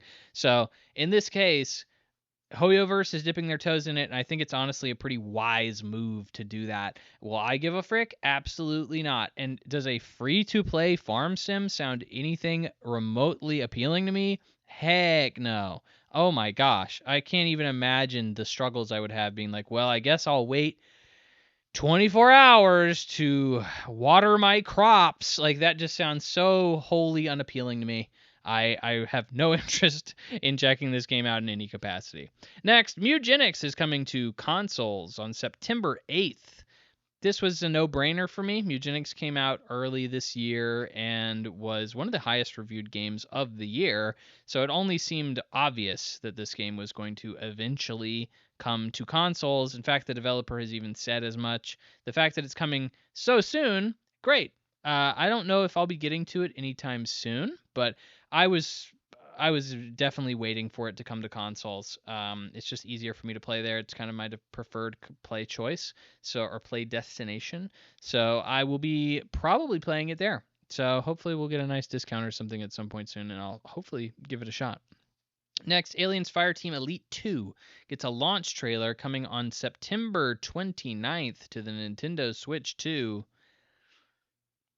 Yeah, we all love Fireteam, right? Well, you're getting another one of those, so that's nice to see. Next, we have Showa American Story, which I actually got a kick out of. So Showa American Story is a very Asian game where you play as a woman in low-cut booty shorts, which, hey, who's going to argue with that? But it looks wacky, looks crazy. At one point, the chick starts beating up people with like an American flag and then salutes it, and the flag like launches like a rocket into space and blows up into fireworks. Like, it looks like it's kind of balls to the walls insane. I love a good balls to the walls insane game that makes me go like, what the frick am I even playing? This is insane. That's my favorite type of Asia. I love it when Asia does that kind of stuff. So I actually do have my eyes on Showa American Story. Don't know much about it at the moment, but the gameplay I saw looks pretty good. So I'm willing to keep an eye on it in some way, shape, or form. Next, Road Kings from Saber Interactive. Do you like driving a truck? By God, there's a lot of people out there who do. The American Truck Simulator is one of the best-selling games on Steam ever. And Road Kings is essentially trying to come for the crown. It is coming out in March 11th, 2027. Drive a truck across America to your heart's content. Next. This one actually kept me, put me on the edge of my seat. Not really. But it made me go like, huh. What the frick is going on here? Next was Stage Tour. Stage Tour is from the original Guitar Hero developers. So Red Octane, if you aren't familiar, was the original developers of Guitar Hero. Guitar Hero was known to have overproduced their games into oblivion to a point where the series died. That was after they were purchased by Activision, and the studio was closed shortly after. However, as of about a year ago, Red Octane came back and was developed, or was essentially wholly owned by Embracer Group, who we've always had great things to say about Embracer Group. They've never done anything wrong. And in this case, they are making a new Guitar Hero game. Now, what makes this so interesting is two things. One, the amount of licensed music here is kind of crazy. Like, the whole problem with most rhythm games is getting the music. Having a library of music that you don't have to pay licenses for and maintain licenses for and get people involved and make people want to buy it for, that's difficult. That's not an easy thing to do. And in this case, they have 90 tracks from a wide range of artists, some of which include Radiohead, Red Hot Chili Peppers, Olivia Rodrigo, Bring Me the Horizon, Muse, Weezer, and more. They shoved a whole list of artists out there that I could not keep up with, and they were like, this isn't even all of them. So very, very interesting there. The second thing is they will be having physical peripherals associated with this game. You got your typical Guitar Hero guitar, you got your typical drum set, and while I know everybody's like, oh, my nostalgia, that was my childhood, I love Guitar Hero, I wish that they would make another Guitar Hero. One, the market would disagree with you. At some point, you stopped buying every Guitar Hero game that came out. Two, as somebody who does not have every lick of space in the world, I do not have the room nor the desire to have a plastic drum set sitting in the corner of my room for the end of eternity just to play this one game. Like I simply don't enjoy that idea. And this is coming from a guy who genuinely enjoys rhythm games, certainly every once in a while, especially if the music is good enough to my personal taste. But in this case, it all looks very good. But I don't know if we've just gotten past the peripheral area. Like, are we done with those? People, I heard people at Gamescom cheering when they showed off. Yeah, they're bringing back physical peripherals. I don't know if you are saying that just to say that because like that's what you want, that's what you had as a kid, or if you actually think that's a good idea. Because I don't know how many people are going to shell out. Like that's going to be more money. Like you do know that. Like it's not going to be a normal $70 game or whatever. Like you're going to have to buy probably like a freaking $50, $60, $70 drum kit or bass or whatever the frick peripheral to play this game. Like it's going to be an expensive game because you have to buy these peripherals specifically for it. So I think people are easily swayed to saying, oh yeah, I'm familiar with that and therefore that's really cool. But I don't know how this will execute in practice. Rooting for it, looks interesting. I'm interested to see exactly how this falls for this particular game. So Stage Tour coming December 10th, 2026. Next, Crazy Taxi World Tour. It's going to have multiplayer. This is an update from Crazy Taxi, which, hey, I am a fan of Crazy Taxi. I've never played that much Crazy Taxi, but I've always enjoyed doing what Crazy Taxi was literally designed for, which was arcades, funny enough. Which is playing like a round or two and just kind of bailing. That's always how I've played Crazy Taxi. I probably never played Crazy Taxi for more than like 30 to 45 minutes. It's probably the longest I've ever played Crazy Taxi for. I've always heavily enjoyed my time with Crazy Taxi whenever I get around to it, but I am never like this, oh, I got a marathon freaking Crazy Taxi. It's always just kind of a drop-in, drop-out game for me. In this case, very happy to see a return to form for them. A multiplayer inclusion is interesting. Hey, why not get your friends involved? I feel like no real poor reason to include a multiplayer version or mode in a game that, is probably going to be fine without it. Like, why not? If I like it, I like it. If I don't, I don't. And we can move on from there. So hopefully it's good and everybody enjoys it and we can, with your friends in perpetuity. So next, Turok Origins delayed to spring 2027. You want to shoot dinosaurs with a bow and arrow, you're going to have to wait a little bit longer. So nothing too new here outside of, hey, this game ain't coming. So I think that was something people were fairly certain about in general.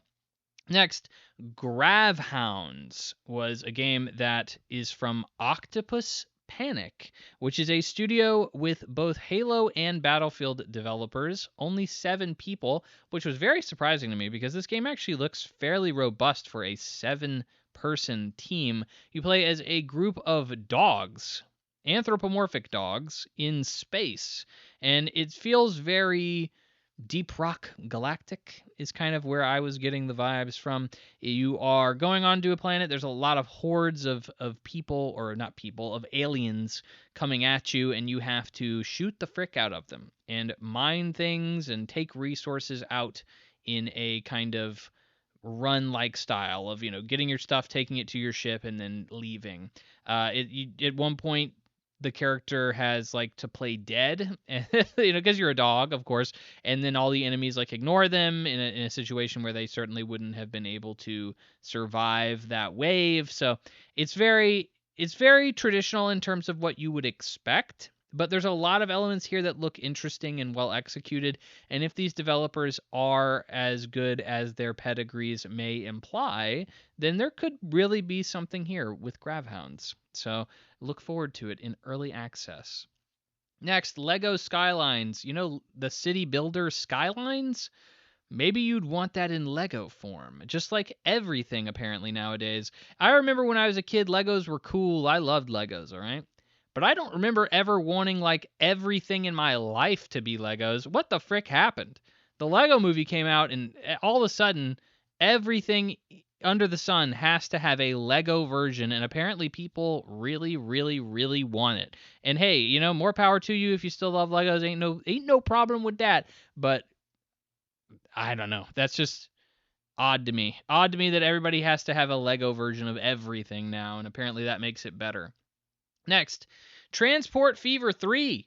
Have you wanted to drive a train? I know we were just talking about driving cars. Have you ever wanted to drive a train across America? By God, you can do that on September 29th with Transport Fever 3. All these train sims, truck sims, all these things, these have a real audience somewhere. I've never met a soul who cares about any of these games, but apparently a lot of dads out there love them to death. Next, Exterminauts. Exterminauts is a Helldivers 2 like. That's pretty much it. It kind of looked like a Helldivers 2 meets No Man's Sky kind of situation.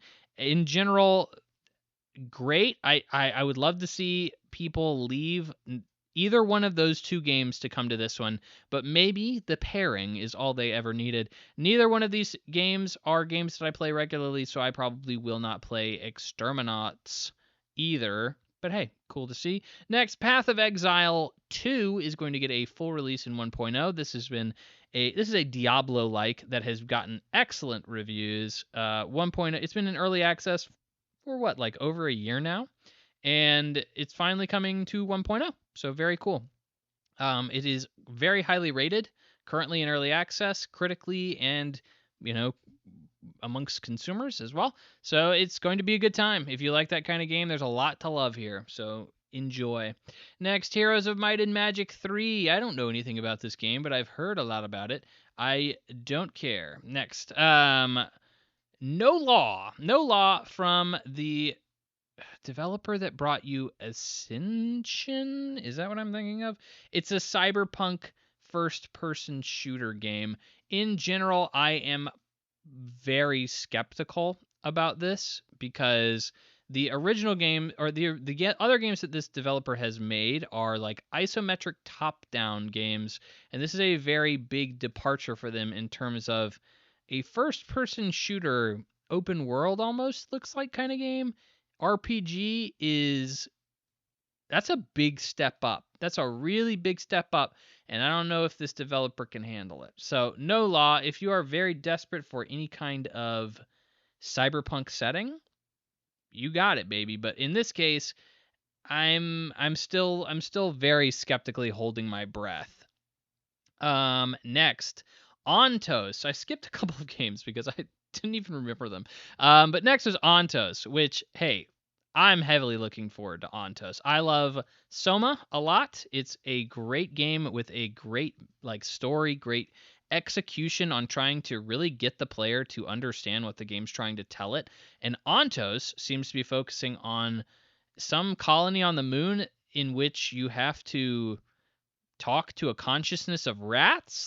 Hey, this looked interesting. It looked a little bit more puzzly than I remember the original Soma being, but hey, I am on board for it. I think it looks like it's already starting to try and convince me of some philosophical ideology that I didn't even consider prior to playing the game. So I'm very much interested in Ontos.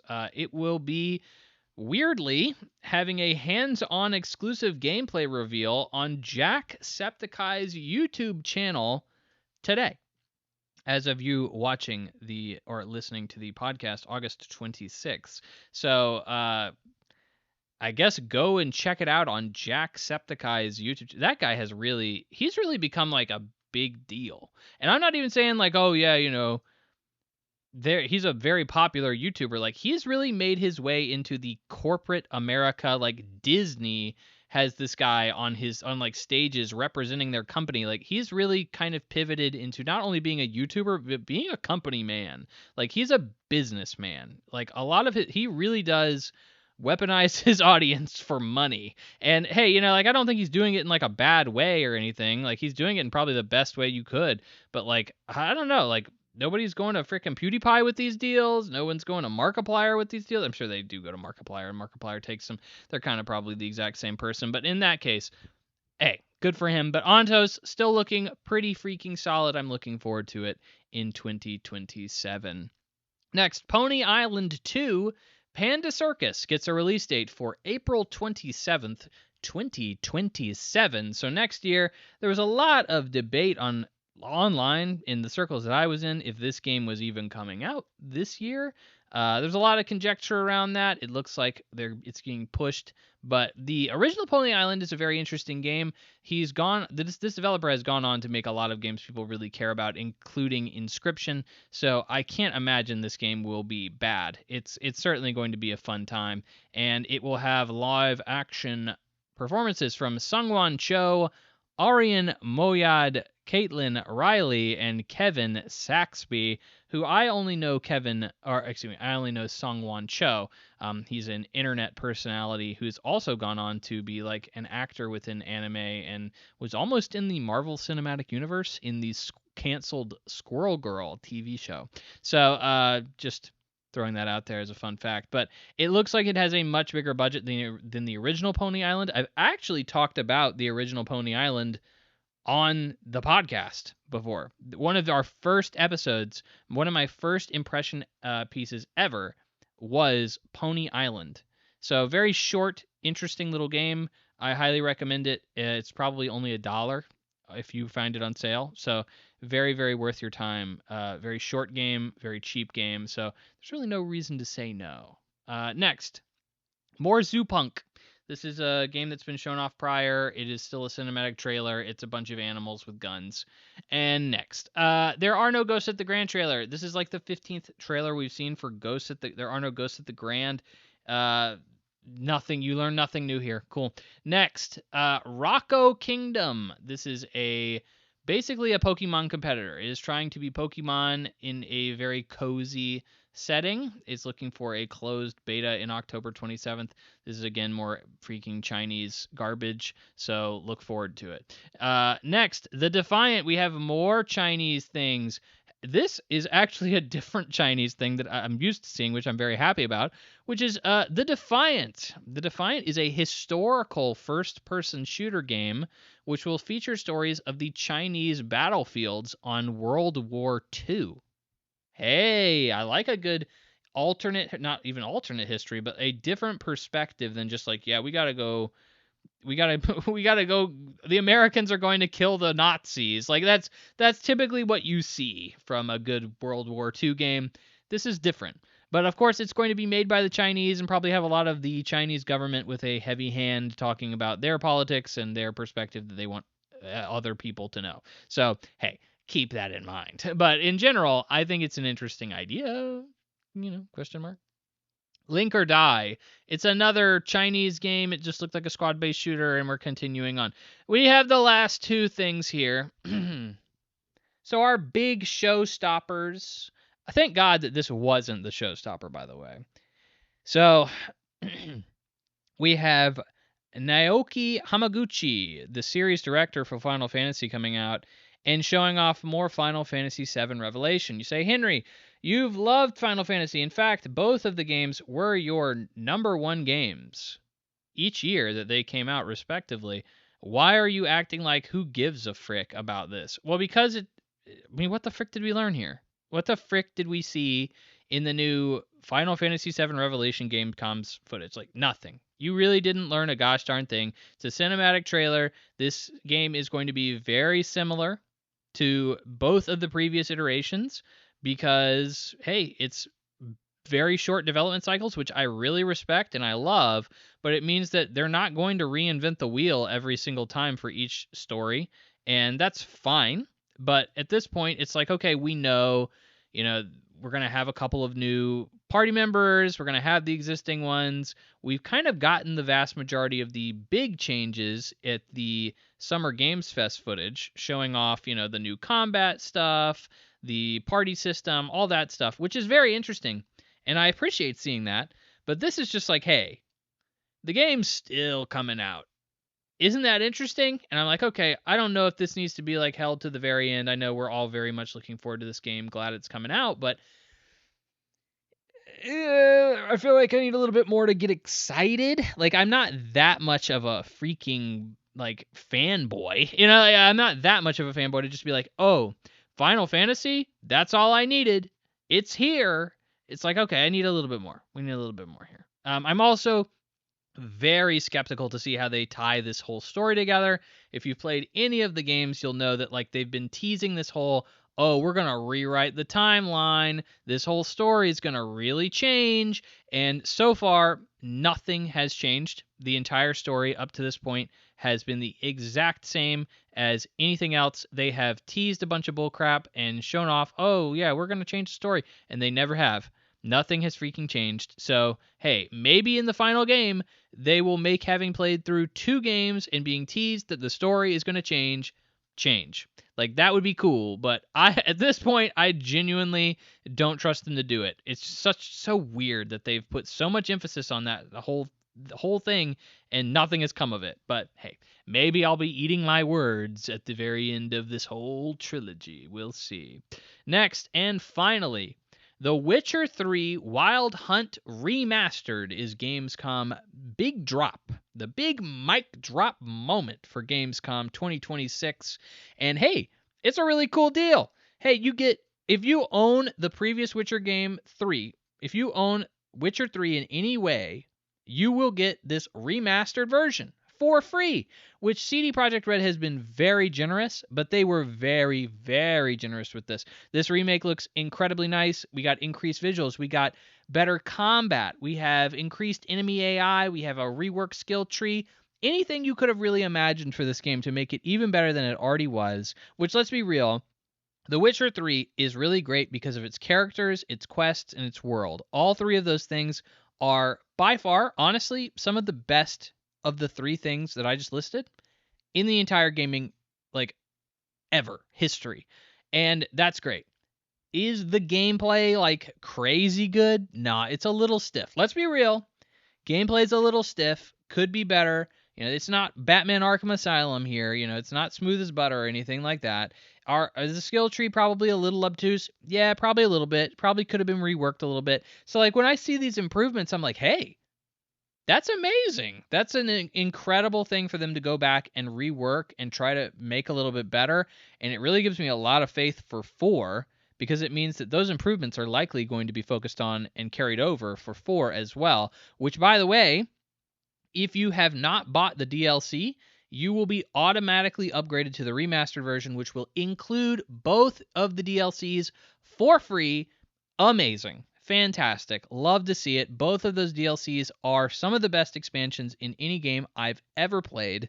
You have to play them if you have not already and you love The Witcher 3. So, all in all, this is an incredible announcement. If you have not bought the game yet, go and buy it on Steam right now for like $5 or something, and you'll just have access to it September 29th. Wow. Amazing deal there. Not only that, but they announced, hey, we're going to have one more expansion. This has leaked for some time now. It is not from CG Projekt Red. It is from ex-devs at a different studio. So you could argue that there's DNA there, that it could still be fairly good. But, I would still say, hey, great.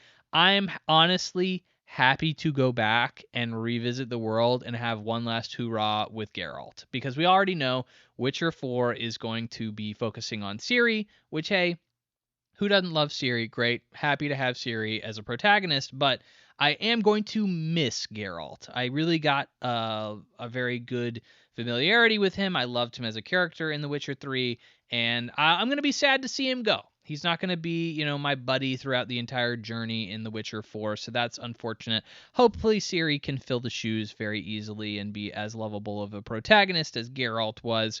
But in this case, I'm just glad I get another last hoorah, send off, a passing of the torch, if you will, for Ciri to come and pick up in The Witcher 4. So, hey, no way I'm going to say no to this. It will be not free. They didn't say anything about that one being free, so you will pay money for that one. But hey, I think honestly, pretty solid deal overall. You really can't complain about it. And if I had the time, I would be going back and replaying The Witcher 3 in this remake version. The Witcher 3 is genuinely one of my favorite games ever made. So I have no issue wanting to go back to it. It's been a very long time, over a decade, since I played The Witcher 3 for the first time, and I wouldn't mind going back and just kind of reliving the journey. But it's such a long game, hundreds of hours long if you want to do everything in it, that it is just simply not feasible for me to be able to do that and also continue to play new games or new experiences that I haven't played yet, and I could love too. So it's just like maybe when I'm retired. Maybe at some point when I'm retired, I'll go back and play The Witcher 3. But hey, it's really cool that if you haven't played it yet, or if you do not have the same problem as me and you're like autistic and have to play every game that's ever come out, then you will love going back to this game or playing it for the first time. And I think that is an amazing deal. All in all, is this some big mic drop moment? Bro, it's probably one of the biggest things at this conference, a remake of a game. I mean, like that's fine. And it's not even like a huge remake. It's like we're just putting a lot of quality of life improvements in the game, which is great, but like come on.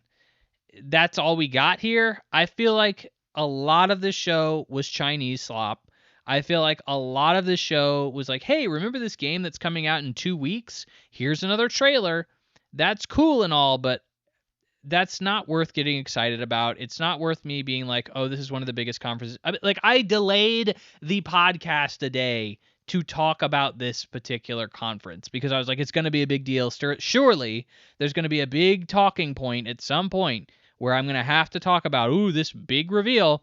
Nope. There was really nothing here. I mean, the big opener was a Hoyoverse game, which looked kind of like Elden Ring and Monster Hunter, which, hey, great. For those who care, I'm not going to because I know it's a freaking free-to-play game, and I'm just not into that. And then the big showstopper was a remake of a game that came out 15 years ago, which is, again, hey, happy that that's happening. That's wonderful. But is it some big mic drop moment? No. Like, I could have seen that on Twitter and been probably equally as excited. I didn't have to watch it at some big reveal as a conference. Like, I could have just easily watched it on freaking a Twitter trailer or an announcement on a social media of some sort and been like, wow, that's really awesome that they're doing that, and just kind of left it at that. So everything in the middle just seemed like a waste of my time. Eyes glazed over.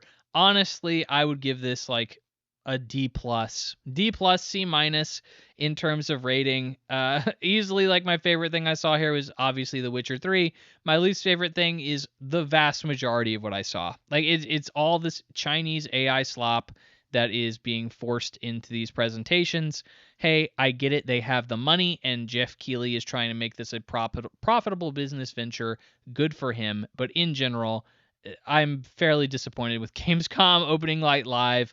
Hopefully we get better stuff coming out throughout the week that's not like basically this whatever was trying to be shoved in this presentation. So all in all, hey, sorry I delayed the podcast today. Hopefully you don't look forward to it on Tuesdays that much. But hey, it is what it is. Now I have the fortune of going and starting to edit all of this and that'll take me a long time because it's probably going to be a long episode. So thank you for sticking around. Why am I thinking you still have more episode to go? What am I talking about? Get back to the episode. Hey, Henry from the past, take it back. All right, and we're back. How was that? Wow, I can't believe they announced Final Fantasy IX Remake. And what else is a highly anticipated game people want? The new 3D Super Mario game. Dang! That's crazy. These guys really went all out. But all right, so we're back. We're back to the present, and we're moving on to the impression segment after that incredibly, obviously impressive showing at Gamescom. Surely wasn't disappointing in any way, shape, or form. So, impressions this week are all about the Duskbloods. That's right. I got into the not so exclusive network test of the Duskbloods from Software's newest game that is exclusive to the Nintendo Switch 2 from the director of Dark Souls and Elden Ring. This is his new game. You may have been familiar with Elden Ring Night Rain, which was from Software's first multiplayer foray. It was about an 81 on Metacritic. Didn't do too hot. I think people kind of came more around to it later, but in general was considered to be somewhat disappointing considering From Software it makes some of the best games in the gaming industry. People weren't too enamored by their first multiplayer game. Elden Ring Night Rain was really just like, what if Elden Ring was like had a Fortnite like cloud of death that just pushes you to the center of the map the entire time? That was pretty much the entire premise of Elden Ring Night Rain, and I don't think it transitioned very well. It seemed a bit sloppy and thrown together. Not so with the Duskbloods. Now, something that was maybe a little bit sloppy, tiny bit, was the fact that nobody could get into the game the first network round. So there were several rounds or times that you could play the Duskbloods network test, and the first round was so overcrowded that nobody could get in. It was basically a complete wash. And then the second round I was able to get in, which I didn't even attempt the first round, I was busy. But the second round I was able to get in. And I did the tutorial and I played a couple of matches, and I'm going to tell you what I think. So the Duskbloods is way better than what I would have assumed Elden Ring Night Rain is. Now, to preface, I am not a multiplayer guy. I don't typically seek out multiplayer experiences.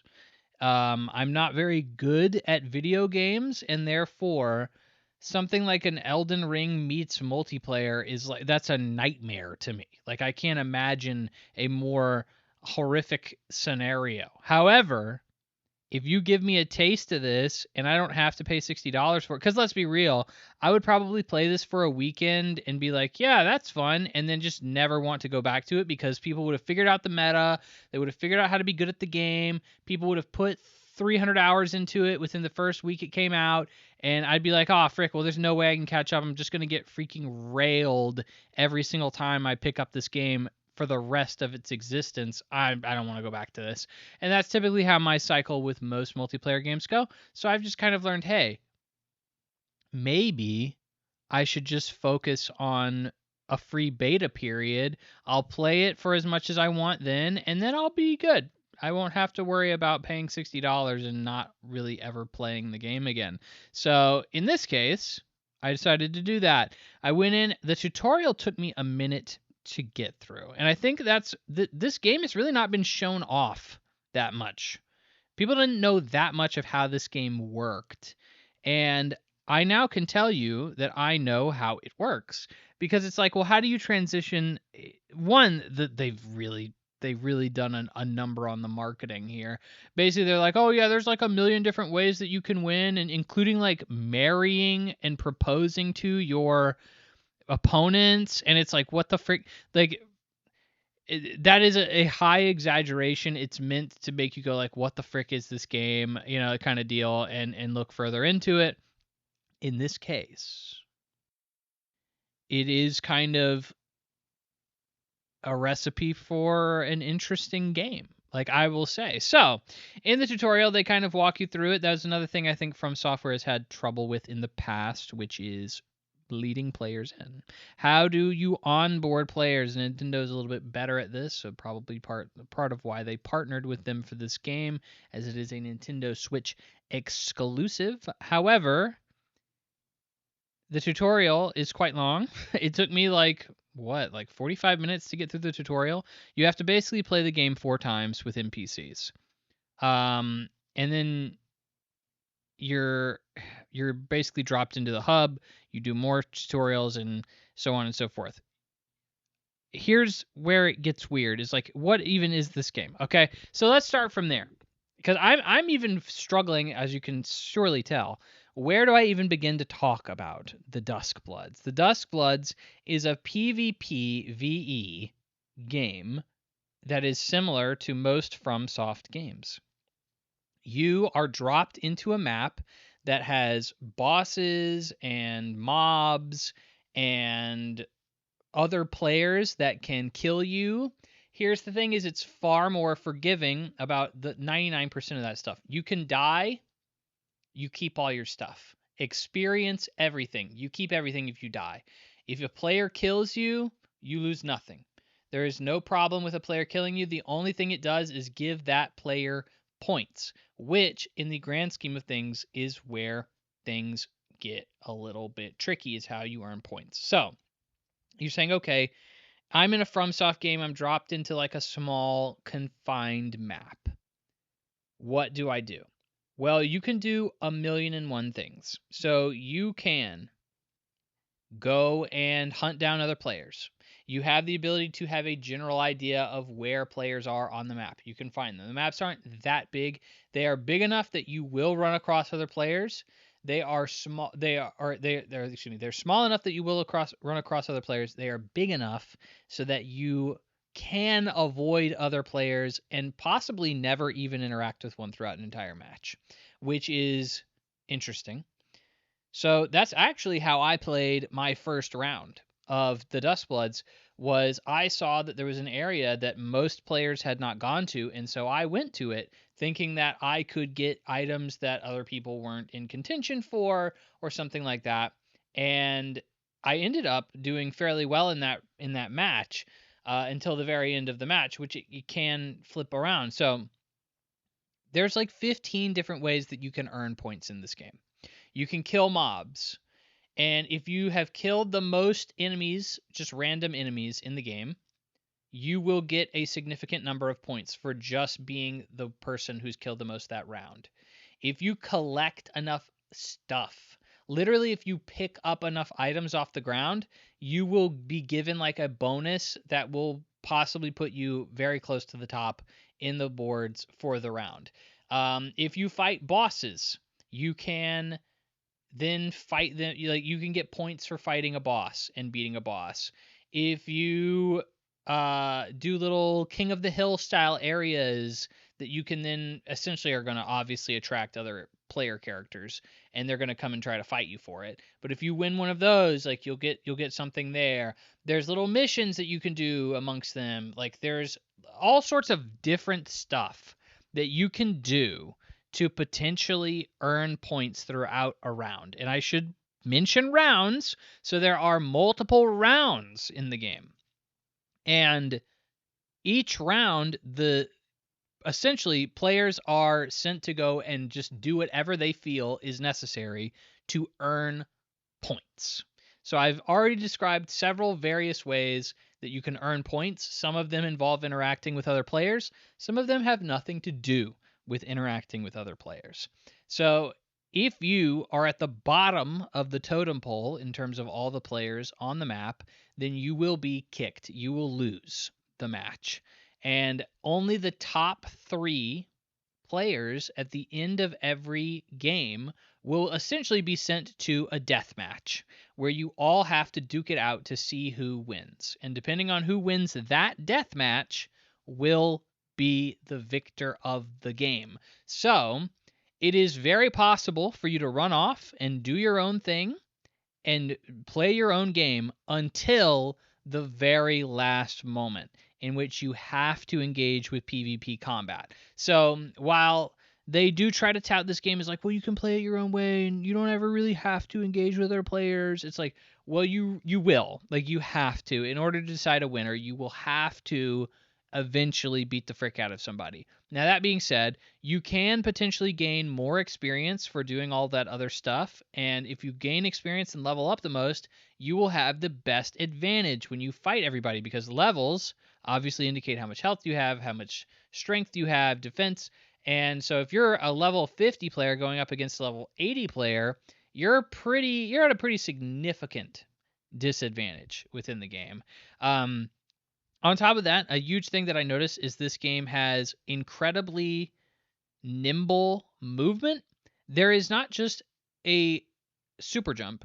There is a super jump on top of a triple jump. Yes, you heard me. If you do a super jump, if you hold down the jump button, you can do a super jump. If then you then press the jump button 3 more times, you will continue to jump, which is insane. Because freaking most FromSoft games don't even have a jump button, yet alone have any kind of way to jump 4 freaking times on top of a super jump. Like, that's incredible. That's an astonishing amount of movement. Swinging your armament does not reduce stamina. Dodging does not reduce stamina. Like, you are incredibly nimble. You are incredibly all over the place. And honestly, I was afraid when I was doing the tutorial. I was like, I don't even want to know what combat is going to look like in this game, because people are going to be jumping all over the place. They're going to be dodging all over the place. There's really no penalty for it. And because, like, really the star of the show here is PvP, in terms of that's the main course, they really don't focus on punishing the player as much with all the PvE stuff. So really the PvE stuff is certainly a focal point for the game, but it's also like taking a backseat to everything at the same time. It's a weird combo. This game is certainly a unique formula that is something I've never seen done before. And you're saying, Henry, okay, cool. Is there a real draw here? And I'm going to say, actually, yes. There was one element of these games that really blew me away, and that was the co-op. And you may have immediately raised an eyebrow and say, Henry, this is a PvP game. PvPvE game. What the frick are you talking about? Co-op. Co-op is a significant part of the PvE in terms of basically in those first 3 phases before you get to the final deathmatch phase. You can at any point come across another player and you can propose an alliance with them.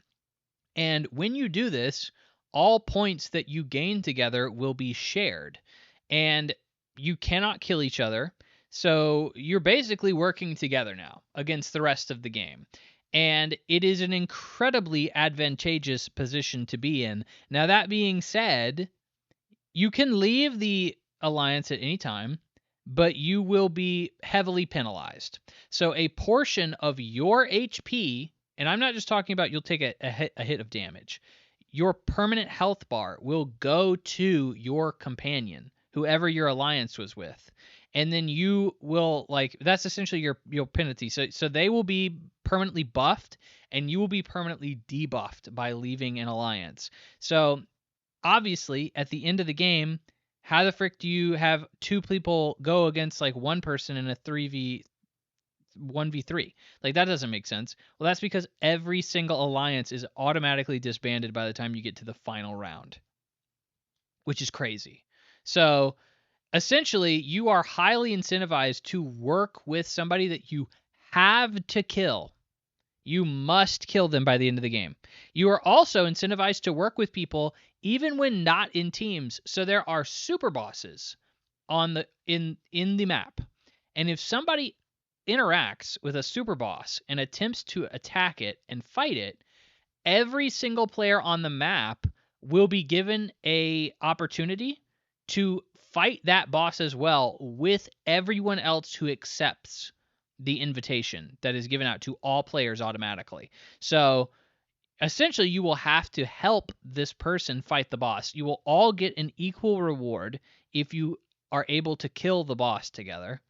And I find that to be a fascinating way of like essentially trying to force people to balance, should I help this person or should I not help this person? And the ultimate answer to that question a majority of the time is yeah, I should totally help this person. Like there should really never be an instance in this game in which the meta is F that guy. I don't want anything to do with them. It really does seem like the majority of the best possible strategy is if somebody in the map needs your help, you should probably help them. You should probably find somebody very early on in the game and make an alliance with them, and you will be at a significant advantage.